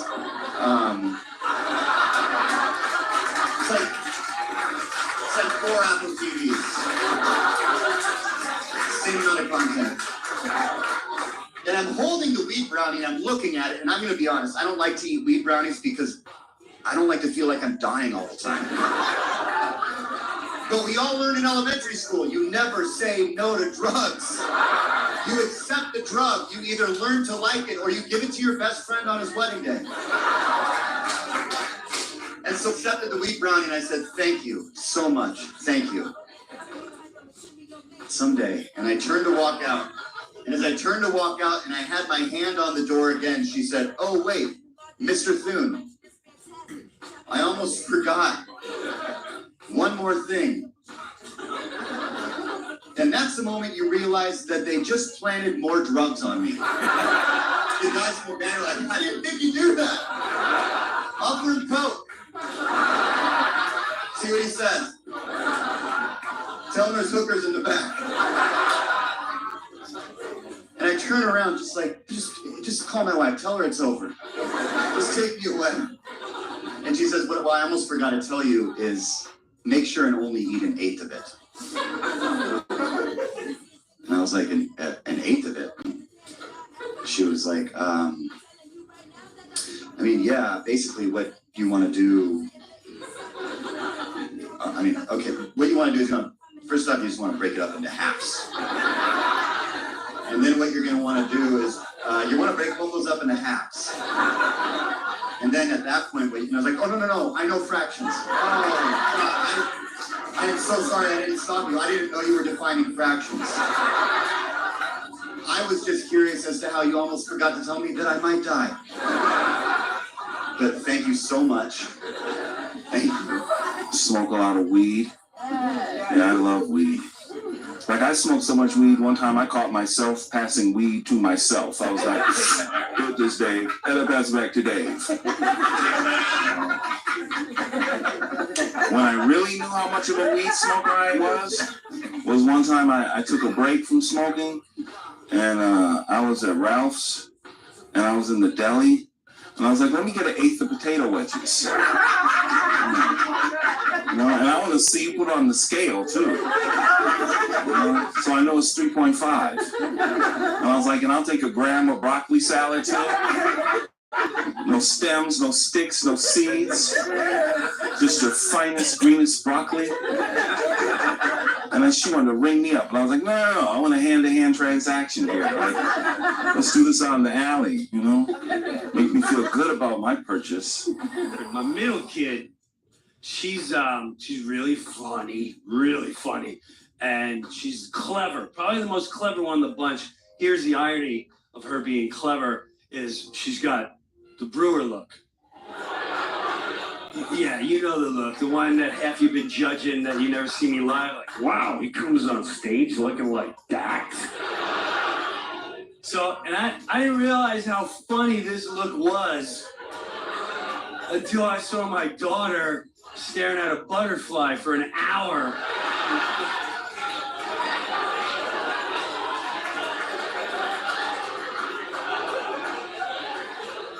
And thank God that social services weren't doing spot checks. I would have been bad trouble. Like, oh my goodness, we had a child. I don't know what she's on the front. So this kid looks wrecked. She's wrecked. Her face is all relaxed. She can't even speak. Hey, what are you doing?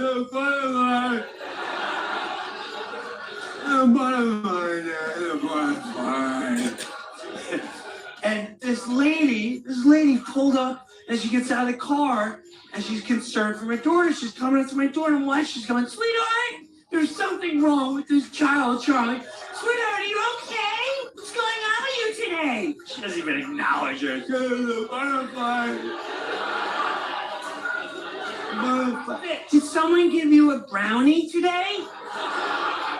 There's something wrong with this child. Call the police. Who is with this child? And then that's when I have to come out. Excuse me. She's with me, and we're checking out butterflies. If you want to join us.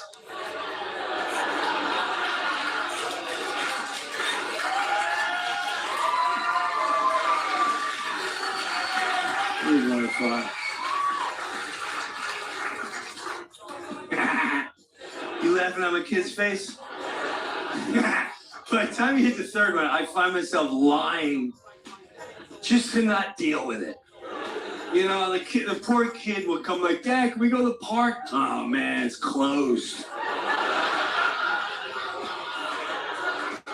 I wanted to go and I Googled it, it said closed.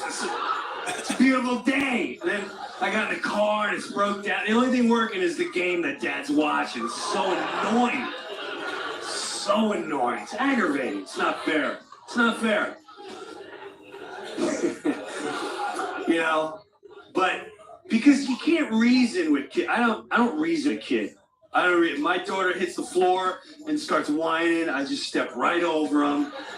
I go, let me know that works out. This is a high kidnapping area, so be careful.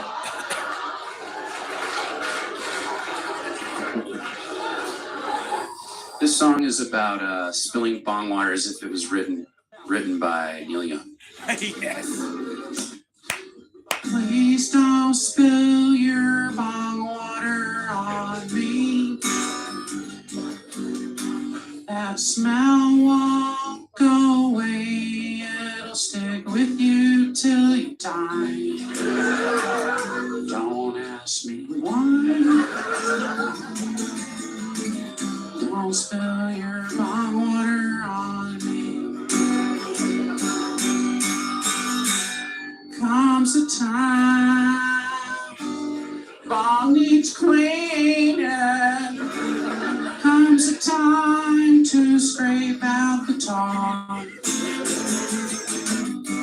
and move the resin. Replace the water. That way if it spills, it won't be so bad. Till then, don't spill bong water on me or the rug or my couch, but especially not my weed. Thank you very much, ladies and gentlemen.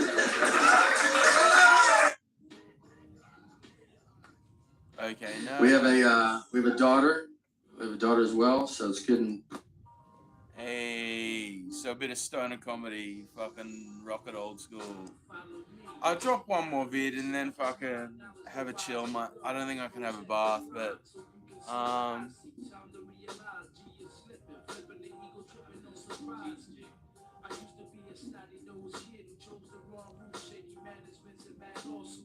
okay, let's have a look at this one.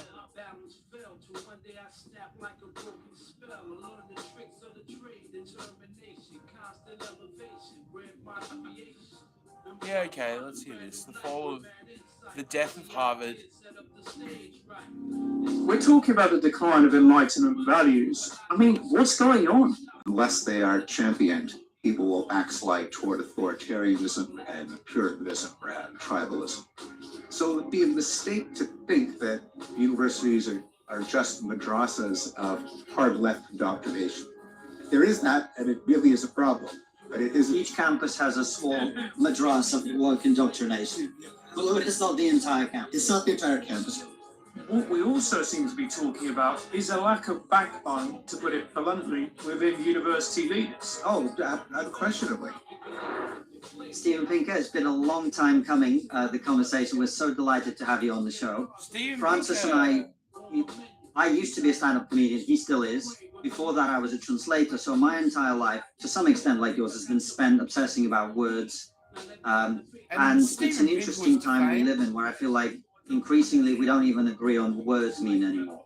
How did we get here? I'm not sure that it's worse. I think there was never a time at which everyone agreed about what every word means. Yeah. But clearly, when you have polarization, political polarization, and mutual demonization, people will warp pretty much all of their thought processes to whatever conclusion makes their side look good and the other side look stupid and evil. I think that's a general phenomenon of human nature, but it has increased with the negative polarization of the past few years. I guess what I'm getting at is I think, and certainly in my lifetime, I don't remember a time when we disagreed about the meaning of the word violence, for example. I don't remember people saying that words are violence 20 years ago. And that seems like a pretty big leap to make.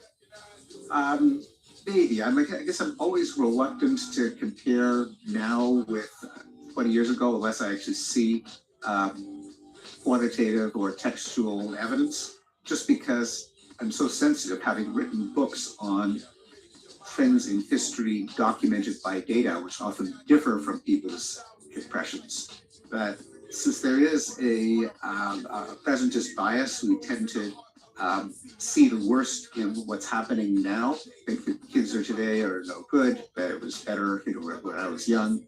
We are wired for nostalgia. So I guess I have to be more confident that there really was a change before trying to explain change. Stephen, that's such an interesting thing you said. We're wired for nostalgia. What does that mean? And what's the psychological basis for that statement? There's in general a negativity bias in all of human cognition and emotion. There are many more words for negative emotions, but positive emotions, criticism tends to sting more than praise elevates. When it comes to memory of the past, it's not that we forget bad things that happened, but we tend to forget how bad they were at the time. We remember the events, but we don't remember the negative affect, whereas the current negative affect is highly salient and we can't get it out of our minds. So there are other cognitive illusions that give rise to a kind of nostalgia. One of them is that we confuse changes in ourselves with changes in the times. So as our powers fade, our memory fades, we perhaps become more committed to the skills that we have and therefore distrustful of skills in a changing world. We tend to think that things have gotten worse as opposed to we're less adapted to a changing world. I think part of it is as well, it's to do with youth and optimism.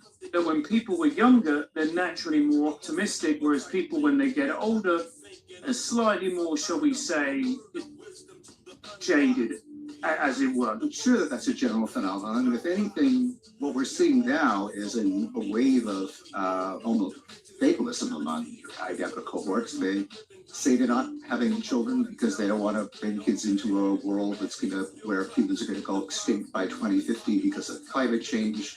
You have younger journalists saying that we're living in a hellscape of inequality and pollution and inflation.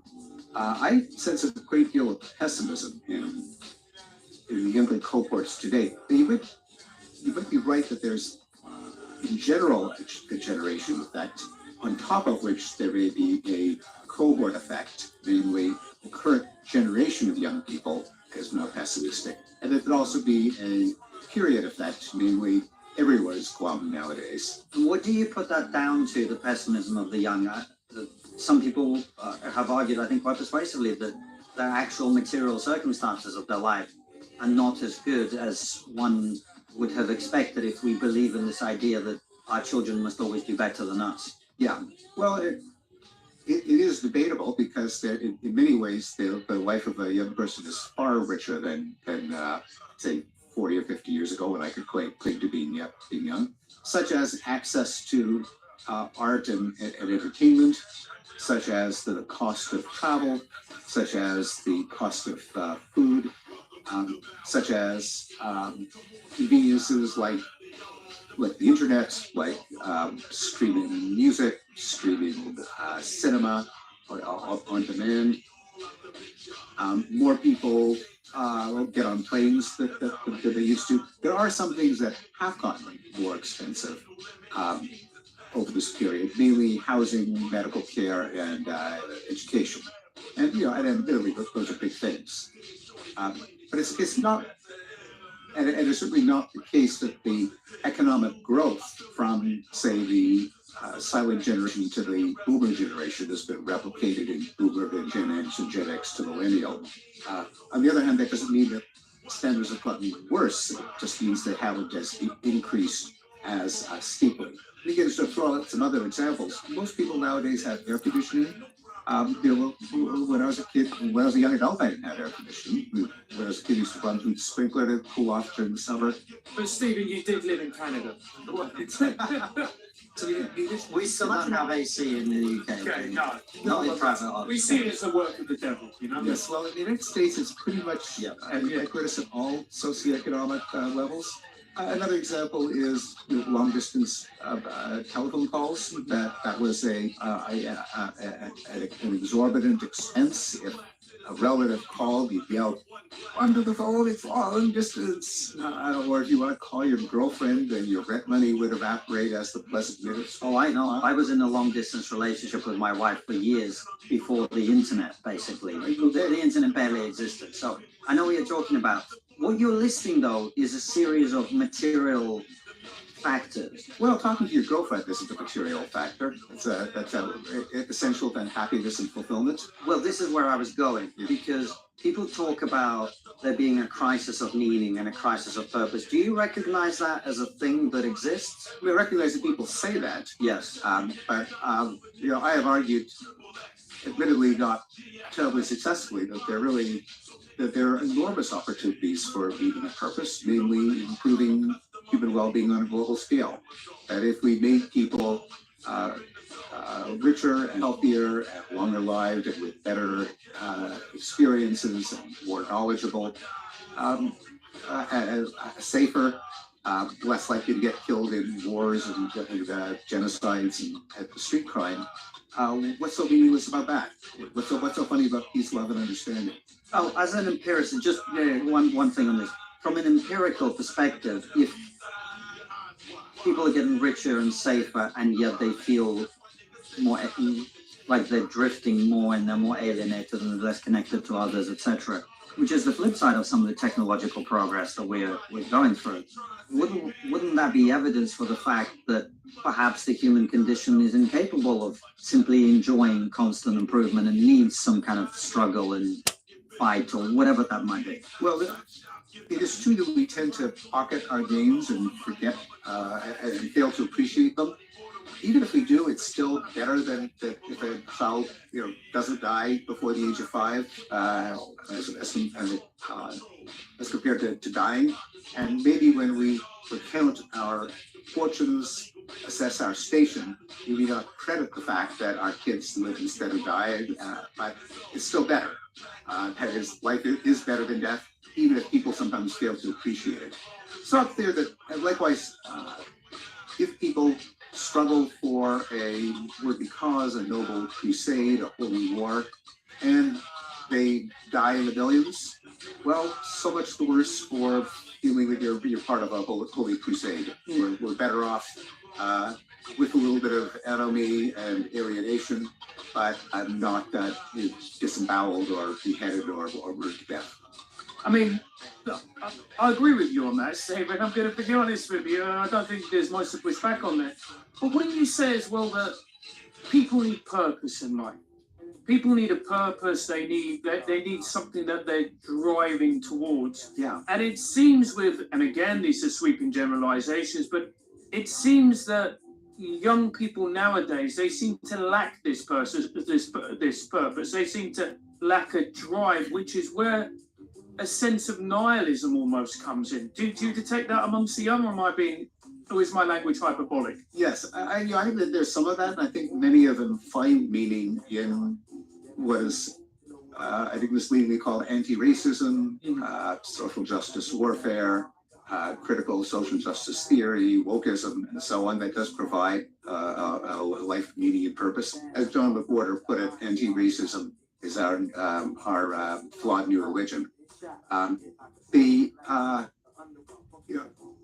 I think that there is a better source of meaning and purpose, and that is to improve the state of the country and improve the state of the world. Figure out how to mitigate climate change. Figure out how to educate poor kids more effectively. Figure out how to reduce the number of poor kids compared to the number of middle-class kids, both in the country and worldwide. To create new forms of art, to deepen the search for knowledge, to know more about the past, to have more exciting scientific discoveries. There's no shortage of ways of making our lives more meaningful. I think part of the reason that people miss these opportunities is the narrative of decline and doom that is all too easy to promote, partly because we've lost in our common education an appreciation of progress, of the fact that, there's probably some racism now, but you just can't compare it to the era in which 3 African Americans per week after week, year after year, or the era of the Jim Crow South, to say nothing of slavery.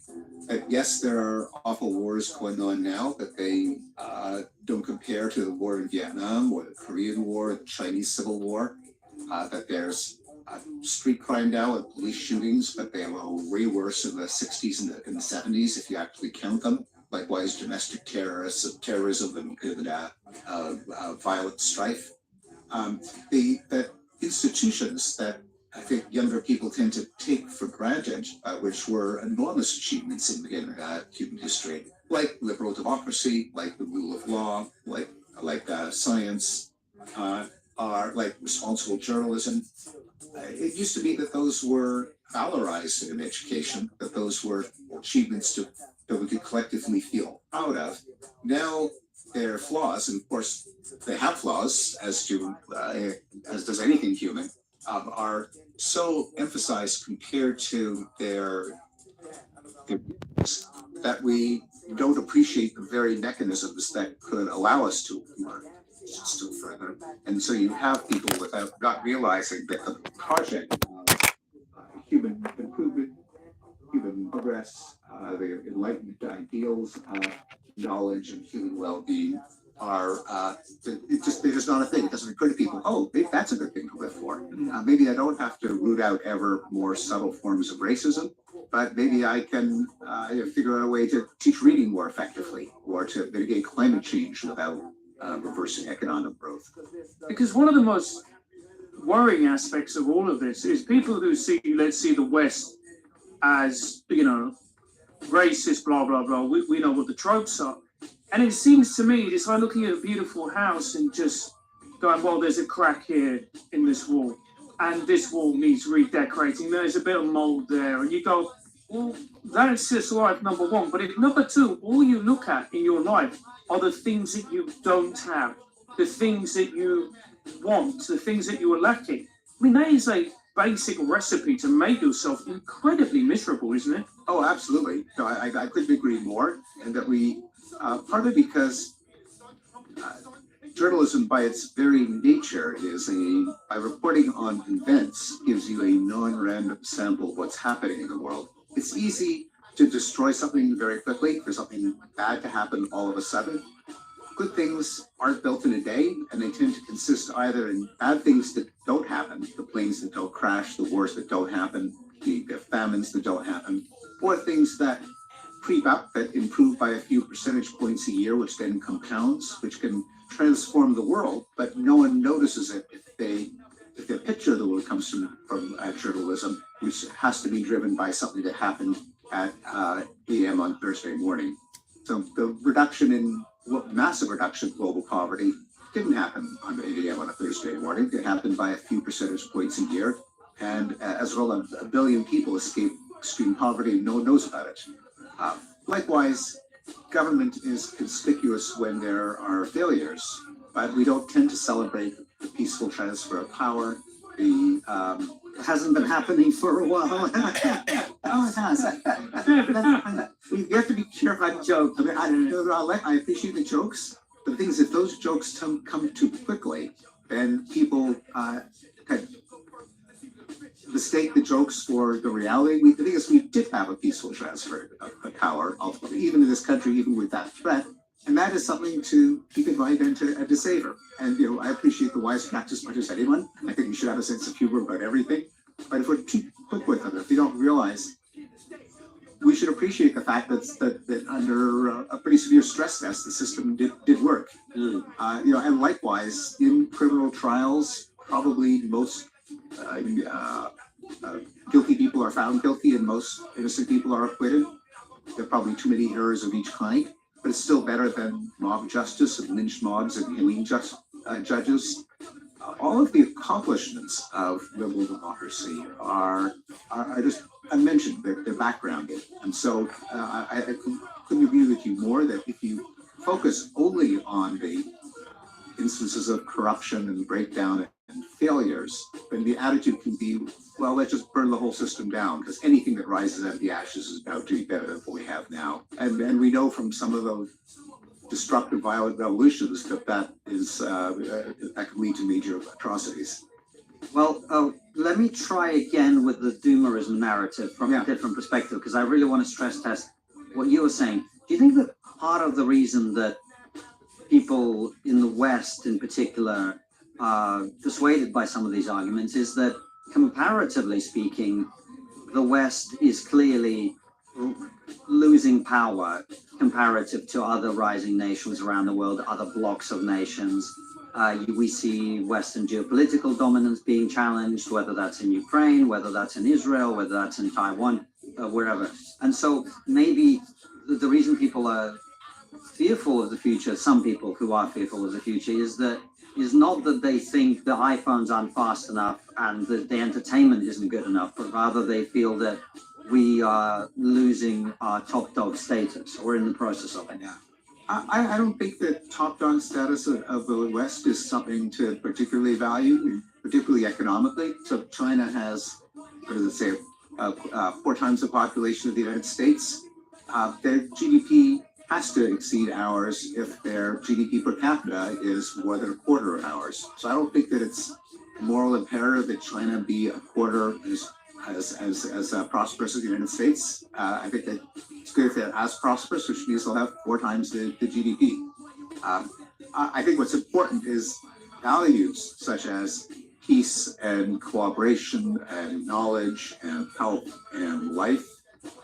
The West has promoted some of the time, but the West has also been the source of a number of atrocities. Like, I mean, they define the West, but we did have Nazism and fascism, and communism. It didn't come out of the East; it came out of the West. So the thing to value is, the East really took it away. They did take it too. I come from the Soviet Union, so I know. Does that count as? We don't count that as the West? Oh, I certainly would. You don't. No, I would no. I guess what. But the thing is, the economic argument. If you isolate it like that, yes. But the argument that I think I would at least put to you is, Russia and China are not advocating or promoting the values that you had up. And that is the point. Yeah. And if they are economically more powerful, that means they're going to be militarily more powerful, which means that the values that Russia and China promote are going to be the ones that get spread around the world. And isn't that something to be doomerish about? Well, or fearful of, or to resist, or concerned and doomerish about. So I think that's a vital distinction. Because problems are inevitable, and problems don't mean that we're doomed. It means that we can try to mitigate them, realizing that any solution will create new problems. But I think the mindset that if there's a problem, then we're doomed is itself. Well, let's take that back and talk about about the decline of the. So so it's not the decline of the West, but it is the decline of Enlightenment values that's concerning. And the question is when. I think a few years ago it might have been plausible. It seems less plausible now, but it still can come back. As Trump gets richer and concerned about getting richer still, it will not get involved in stupid, wasteful wars, but just try to make its populace as rich as possible. To the extent that that's their aspiration, I think that'll be a good thing. The fear is that that values such as national glory and hegemony and dominance, just to stoke the ego of an autocratic leader, if those become preeminent, that isn't meant. I wouldn't couch it as West versus the rest, because the West has done some nasty things too. I think the West has been the source of many humanistic and enlightenment values, but some have come out of the East as well, and it's the values themselves that matter rather than being the dominance of the West. It does a connected, Stephen, surely. Statistically, yeah, but they're not the same thing.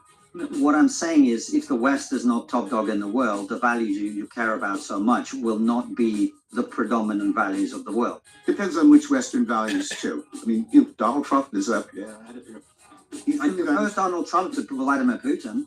Well, I do, but they love each other. So they're part of.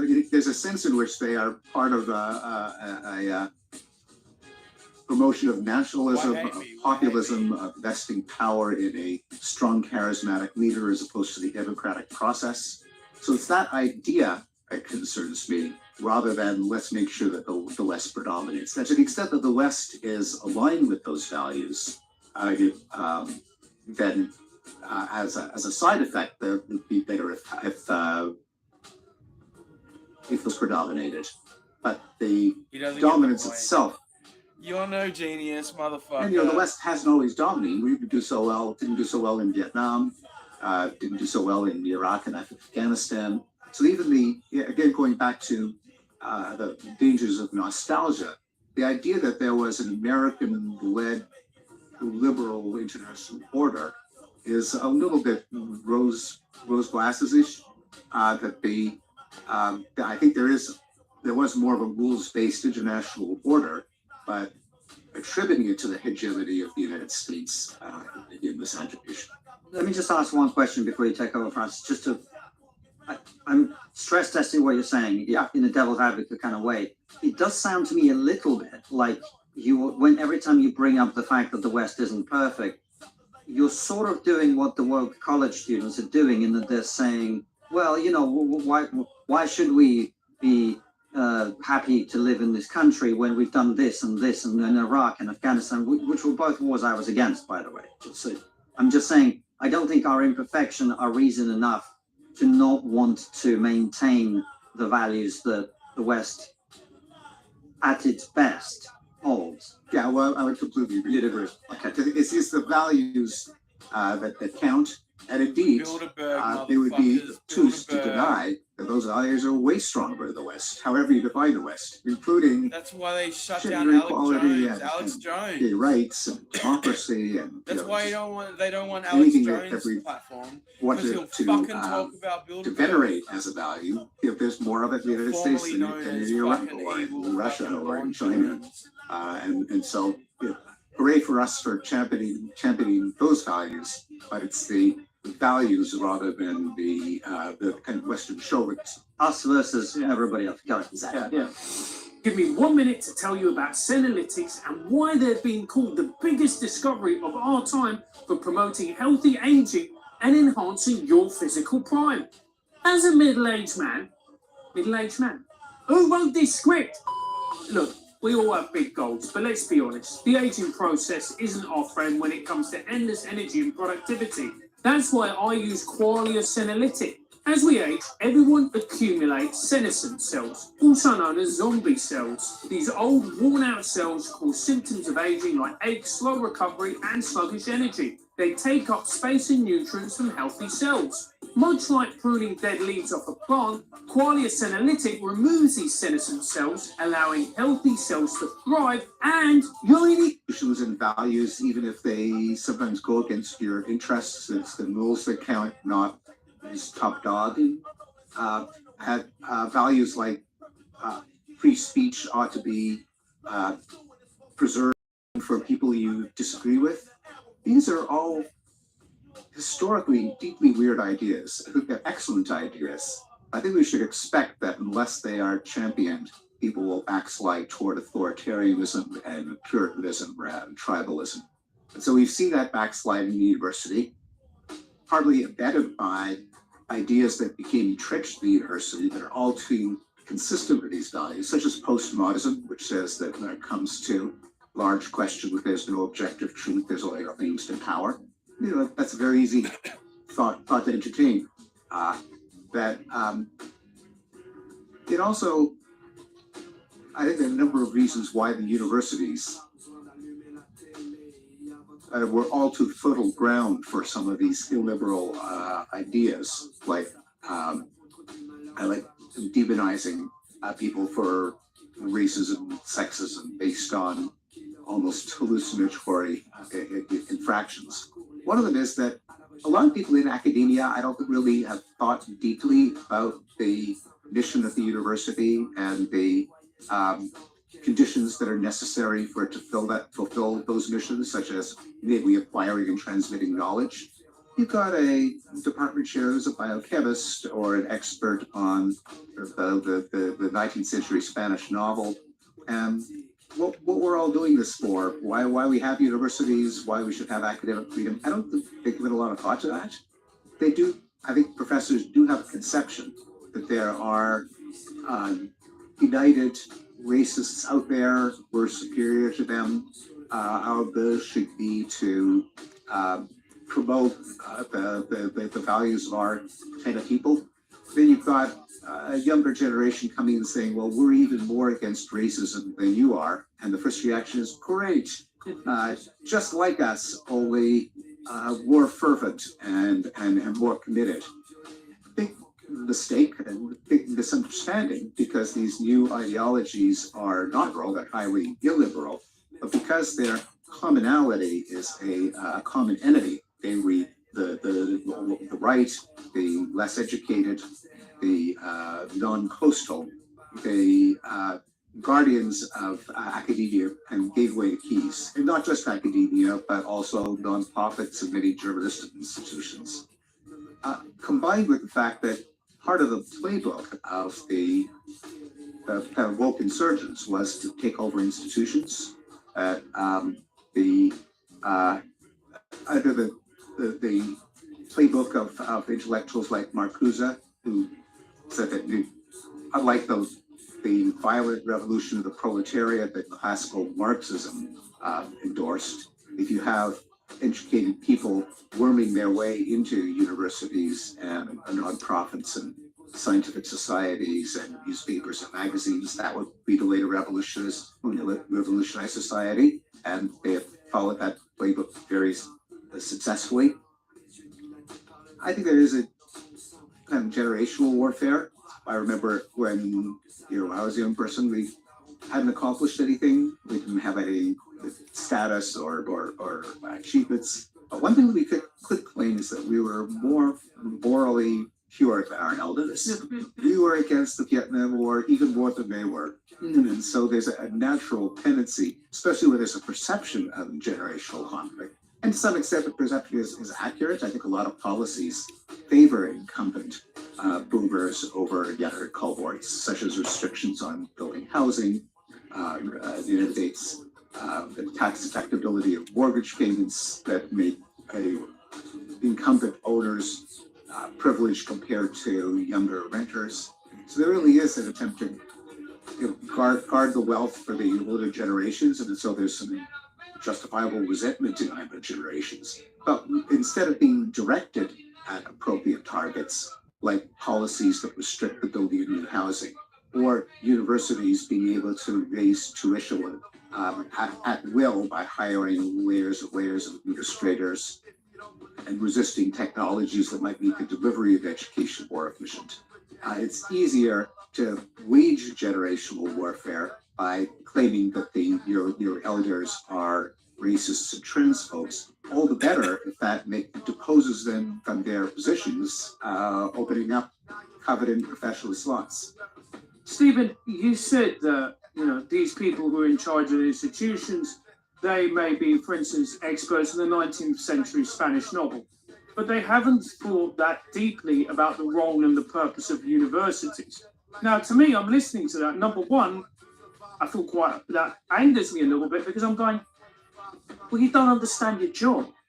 Well, yes, you think, but especially if it's not just any job, but a job that would seem to pay you for intellectualization and analysis and understanding of explicit principles that justify what you do.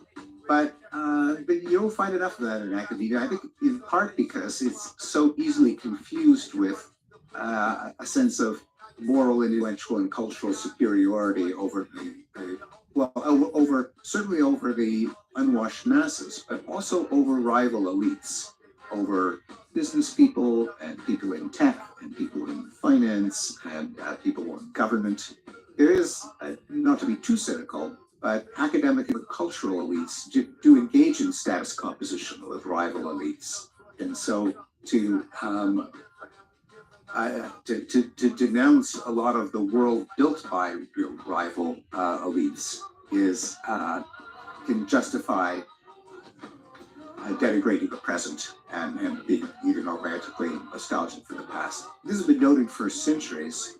There is a quote from Thomas Hobbes: "The competition of praise inclineth toward a reverence of antiquity, Biden was for men Obama's contend Cheney, with the right? living, not with the dead."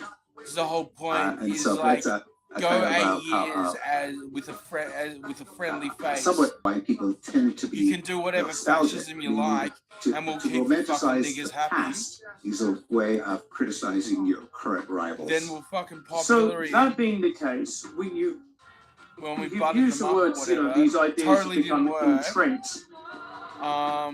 And we So see then that they these are stole not your an words, election but and other people have fucking used them, that the Academy is in fucking crisis. their Where do fucking you see previous it? Is the dictator. Academy in crisis? And now he's so And I crotchety guess the and second old. question is, You're not going to go, if well, it how is in about all the war crisis, crimes can that it you be fucking said? committed? Yes, right. You know what I mean? Well, like, a lot as to which Joe Biden is not a friendly person. Everyone knows that. It's like you can't attack him because he's fucking retarded in the now. sense that probably the majority of what You know, goes on like, in a forget university about all is the highly fucking brown constructive. people he killed. That is, that he's there now are fucking, molecular biologists letting in their into the labs, country. and there are scholars in libraries, there are students writing Which papers makes on you the wonder concept what of the free fuck, will, who the and fuck was sliding people into brain scanners to figure out how emotion is processed in the brain, and professors teaching kids about Bayes' theorem and statistical decision theory. I mean, so, like, seriously, none dude, of that like, generates headlines. So it'd be a mistake to think that universities are just madrasas of hard left indoctrination. There is that, and it really is a problem. But it isn't. Each campus has a small madrasa of woke indoctrination. Well, it's not the entire campus. It's not the entire campus. You know, there's schools of dentistry, and I don't know how much social justice warfare there is. And although maybe it's my own ignorance, because we do know that medical faculties have been subject to a lot of political indoctrination. But anyway, so it's important to recognize the crisis, not to exaggerate the crisis. Universities ought to be reformed. There is dentistry is run by Jews. an idea that sometimes So, floated that we've just got obviously to write them off and create startups, startup universities, University of Boston, Ralston College, Hillsdale College. You know, I think it's good for there to be competition, that the legacy universities not have a monopoly. On the other hand, a problem that I have with a lot of these startups is that they forget that to be an educated person in the 21st century, you really do need to understand science. That it just won't do to study Milton and Keats and Tocqueville and call yourself an educated person. And science education is done by scientists who need labs, and labs are expensive, and they need equipment and space and buildings and an administrative structure of human subjects bureaucrats and then grant administration bureaucrats. It's unlikely that we're going to replicate all of that infrastructure currently existing at hundreds of elite universities in small startups. And having a bunch of bright students and having I had family books, who there's some value in basically that. failed That is, in my view, that failed doesn't at being in the fucking caring professions and needed to retool, and they fucking thought, oh, I'll become a fucking engineer or whatever, or I might become a lawyer, or I might become a doctor or whatever. Obviously she became a lawyer because she got a fucking mouth on her, That's seriously like, what the fuck? Why would you put a judge in as your president to judge? You know, we don't want, you know, the judger. We want the fucking president who presides. Shit, you know, fucking Joe Biden hasn't presided since he fucking pushed the last fucking drone bomb. You know what I mean? Like, disgusting. Disgusting. Fucking basically genocide a whole fucking generations. And then fucking put everything on Skynet and everything goes up in smoke, right? Well, no. No. We know what you've done. We know that George W. Bush is a good man. But the people behind him, it's just like, it's like, I guess he just didn't see. I don't know. Maybe Cheney's been buttering him up for years, getting ready for his chance then. Fucking murdered people. Probably murdered a lot of people. How the fuck would you know? You're a country where people get murdered every day. You know, so you know, it's like when who the fuck knows how many you got in there now, man? You got a lot of fucking skin. I'm fucking say that.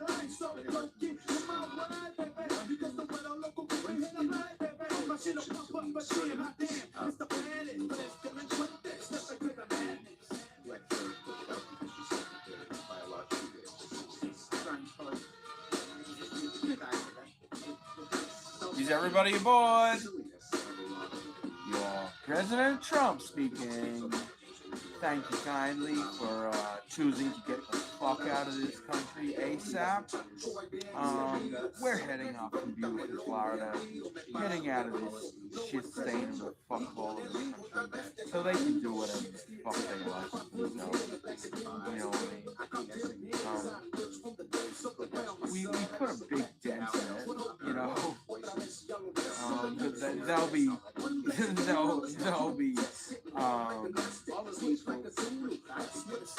They'll be counting their hours for days to come, for years, for weeks. Happy birthday, New America.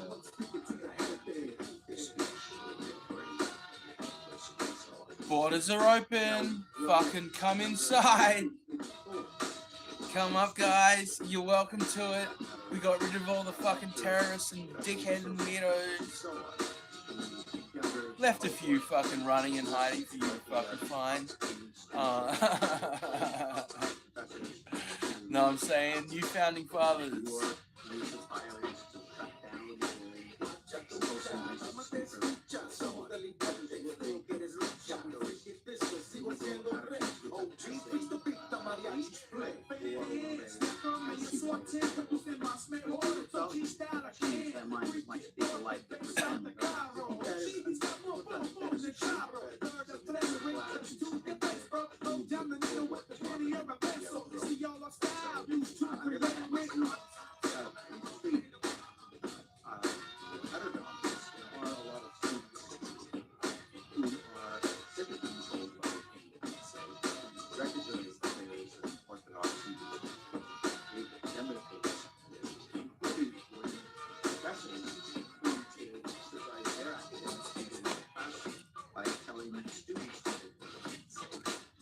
A source of rebellion that we hope to tap, and encourage students at Harvard to form their own association for academic freedom, which they have done. Students for Academic Freedom at Harvard have been a parallel organization to our Council on Academic Freedom at Harvard, and I hope they'll probably just make it cool to be in favor of free speech the way it was cool for the boomers in the 60s and 70s.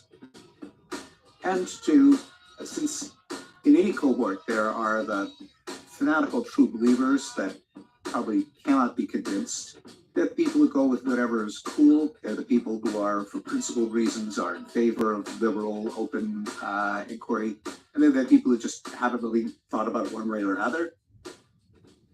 Explicit efforts to promote free thought, liberal values, they kind of nibble away at the persuadables, at the ones who just never thought about it, even if they can't change the minds of the true believers.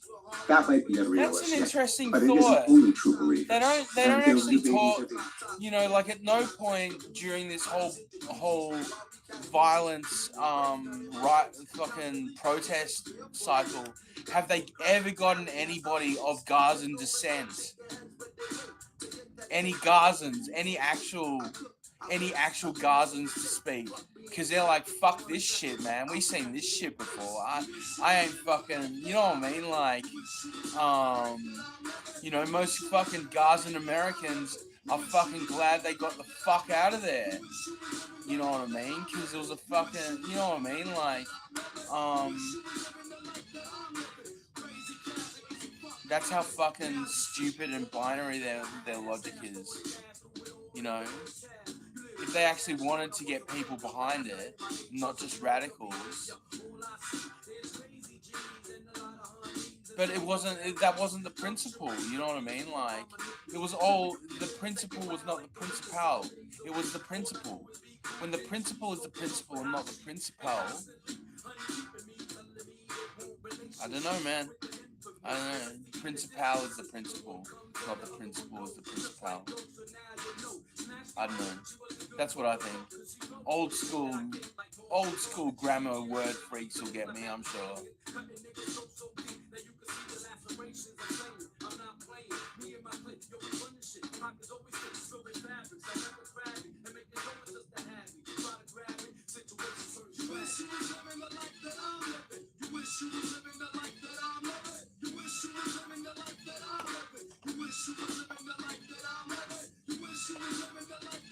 Opinion, differential treatment of designated victim groups and exclusion of anyone who disagrees. But a lot of their policies just get implemented by default, by stealth. No dean ever announced that was the policy of the university. It just happens overnight. So university leaders, the vice chancellors, the presidents who are called on to justify policies, who may be held to account by the trustees, the supervisors, the corporation, the fellers, whoever is their boss, and has their back when they stand up for defensible principles of academic freedom, fires them when they don't. And that could only happen if there's more transparency for how they operate. Those are all fronts on which this fight has to be waged as well. Because it seems to me what we're talking about here is, look, there's lots of different factors, don't get me wrong. But what we also seem to be talking about is a lack of backbone, to put it bluntly, within university leaders. Oh, unquestionably. And that's why one of the goals of our Council on Academic Freedom is that we speak into, when activists are yammering into one ear of the president, we'll yammer into the other ear. And so that they can't just take the easy way out of making the noisy protesters go away. We'll be a pain in the ass too.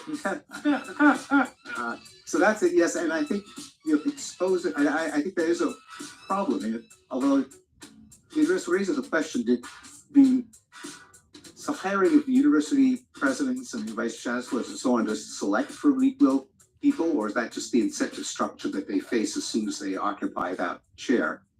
I think it's probably a lot of the latter, and so we've got to change what allows them to get ahead so that it's more closely aligned with the actual principles of the university, like to acquire and transmit knowledge.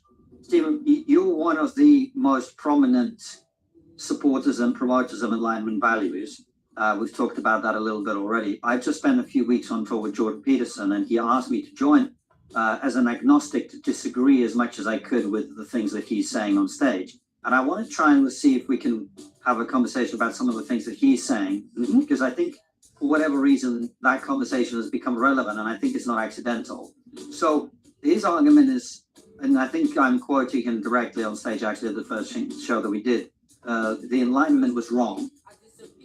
And there's a bunch of things that he would say about that, but one of them would be that Nietzsche correctly predicted what would happen in the 20th century with the death of God, who I think is fair to say was killed by the objective pursuit of truth that you so admire and practice. Jordan And then the Peterson things that is are a happening in the fictional character. 21st century are a further consequence of the same thing.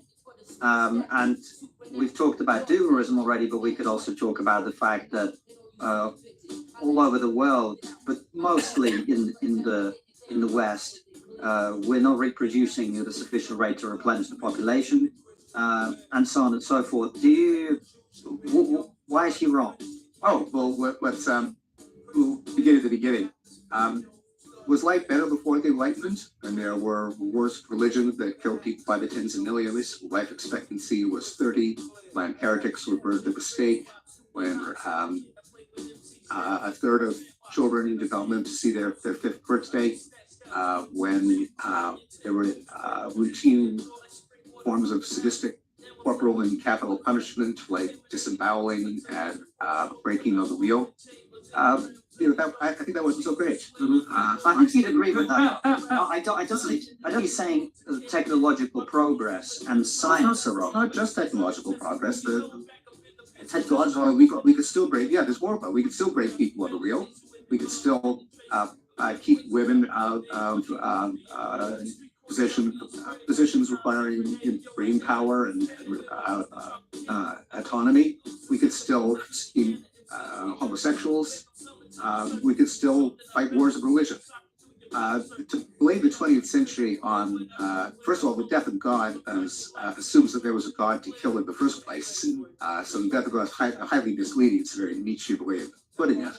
But a secular understanding of morality, that it doesn't come from scriptural commandments that tell you to stone adulteresses and to commit genocide against your enemies, but rather from universal human well-being, is a moral advance. And in fact, it has led empirically to better ways of living.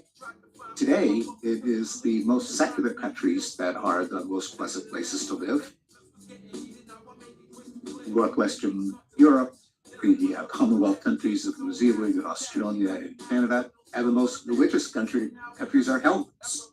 God hasn't died in Afghanistan. So I'd rather not live there. No, I accept that. So that moral framework, where does it come from? Which moral framework? The secular moral framework that you praise. How do we know what's good and what's wrong? Oh, by what's evil, maybe. By finding common ground and applying reason. Namely, I don't want to be burned to death or tortured or starved to death or kept ignorant or enslaved. I want to. I'm not the only person on the planet. I have to live with other people. We have to have codes that we live by. Given that these are my interests, I can't deny them to you if I want you to take me seriously and I want to come to an agreement with you on how we ought to live our lives. Namely, if you don't privilege your own interests, as soon as you acknowledge that our perspectives are interchangeable, then you have a basis for morality. You've got the golden rule, you've got the veil of ignorance, you've got the greatest good for the greatest number, you've got universalizing the maxim of your actions, the different ways of formulating it that will all come down to not privileging your interests over everyone else's. That's the basis of democracy. That all men are created equal and endowed with self-evident right to life, liberty, and pursuit of happiness in order to achieve those goals. Institutions are formed, they live by the consent of the governed. So you can reason your way to a meaningful and a beneficial society in which you can't if you are imposing Old Testament morality, if you vest absolute power in a let's pause. So we've had a small technical issue, which is the woke students have come in and turned all the lights off. As you can see, I mean, that isn't really what happened if you're watching. We just had some technical issues here. We were in the middle of debating the Enlightenment. I don't know exactly where we were. Do you remember? I don't remember the sentence in which we were cut off, but do remember saying that we should not miss the era before the Enlightenment. That's when life expectancy was 30 and a third of babies died before childbirth. And heretics were burned alive, and criminal punishment consists of disembowelment. So we should not miss it. Moreover, the best places to be alive today are the least religious, such as Northern and Western Europe and the former Commonwealth countries. And the worst places are where religion is dominant. That's exactly right. You were slagging off Afghanistan. That's basically what it got. Yeah, I like 6 Taliban viewers in there, so let's stop texting. How do you know it's only 6? Right. But I guess the question is, and maybe it's an unrelated question, I don't know. How do you explain the fact that much of the world is failing to reproduce? Women have more options, and so when they weigh the choice between staying home and pumping out and nursing babies as opposed to being out in the world and having a career and doing stuff, they'll delay childbirth. There's a strong negative correlation between fertility and women's empowerment. Probably there's also more distractions in life. More people are scrolling their social media feeds instead of having sex. It's more expensive to bring up and raise a child. Contraception is more available. So probably a lot of things are converging, but there's a strong demographic shift that as countries become more affluent, more educated, and more gender egalitarian, their birth rates go down. Mm-hmm. And I suppose this brings us all the way back to the very beginning of our conversation about what people talk about when they talk about the crisis of meaning. Because you're a parent? I'm not a parent, so I'm part of the culprit. I'm not the culprit. Well, I'm the problem. As a parent, this is a very annoying thing that parents always say. But as someone who recently became a parent, I can tell you, Mazel tov. Thank you very much. It is something that changes the way you see the world, and it is something that gives meaning and purpose. Do you think that it's possible that the technological progress that we are so excited about, including the contraceptive pill and all sorts of other things, Louise Perry's book, The Case Against the Sexual Revolution, details much of this. The crisis of meaning and purpose that people at least talk about, whether you accept it or not, partly because we know that the reproduction issue is caused not by women having fewer children, but by fewer women becoming mothers. So we have a society in which fewer men and fewer women are becoming parents, and therefore that source of meaning and purpose that was readily available to all our ancestors is no longer there. Yeah, I think that is part of the certainly part of the loneliness epidemic. Why, when there are more means of connecting with people than ever, there are more people lonely, and it's because they have fewer relatives, they have fewer siblings, they have fewer aunts and uncles, they have fewer nieces and nephews. I think in past generations, loneliness wasn't the problem. It was busybody relatives doing all too much about your life and not leaving you alone. But yeah, I think there's all in Gen Z. There is a certain dread about bringing children into the world under the fear that we'll all go extinct by 2050 because of runaway climate change. Not unlike the fear that the boomers had that we shouldn't bring children into the world because it's inevitable there'll be a nuclear Armageddon where the Soviets and the Americans fight it out with ICBMs. And I think that is unfortunate because I agree that even not having children of my own, but having grandchildren and having nieces and nephews, that perpetuating life is one of the things that gives life meaning, and it is a tragedy if people are deprived of that. Although you can still find meaning and purpose with 1 or 2 children as opposed to 5 or 6. So it needn't be that everyone have the broods that characterize the baby boomers generation or the 19th century. Oh, but this is what I'm saying. Women aren't having fewer kids. Well, they must be having fewer children too. You don't have. There are far fewer broods of 3 or 4 kids than there were in the past. No. On average, from what I understand, maybe I'm wrong, is the decline in reproduction is driven almost exclusively by fewer women becoming mothers. I mean, that would imply that the ones who are having are having 3, are having the 2.3 children of the 50s, and that seems unlikely. But nonetheless, I'm not disputing the fact that there are more women not having any children, which can lead to even deeper tragedies down the line as they age and don't have the children who will take care of them or pick them up when they fall or make arrangements for them to go into assisted living or all the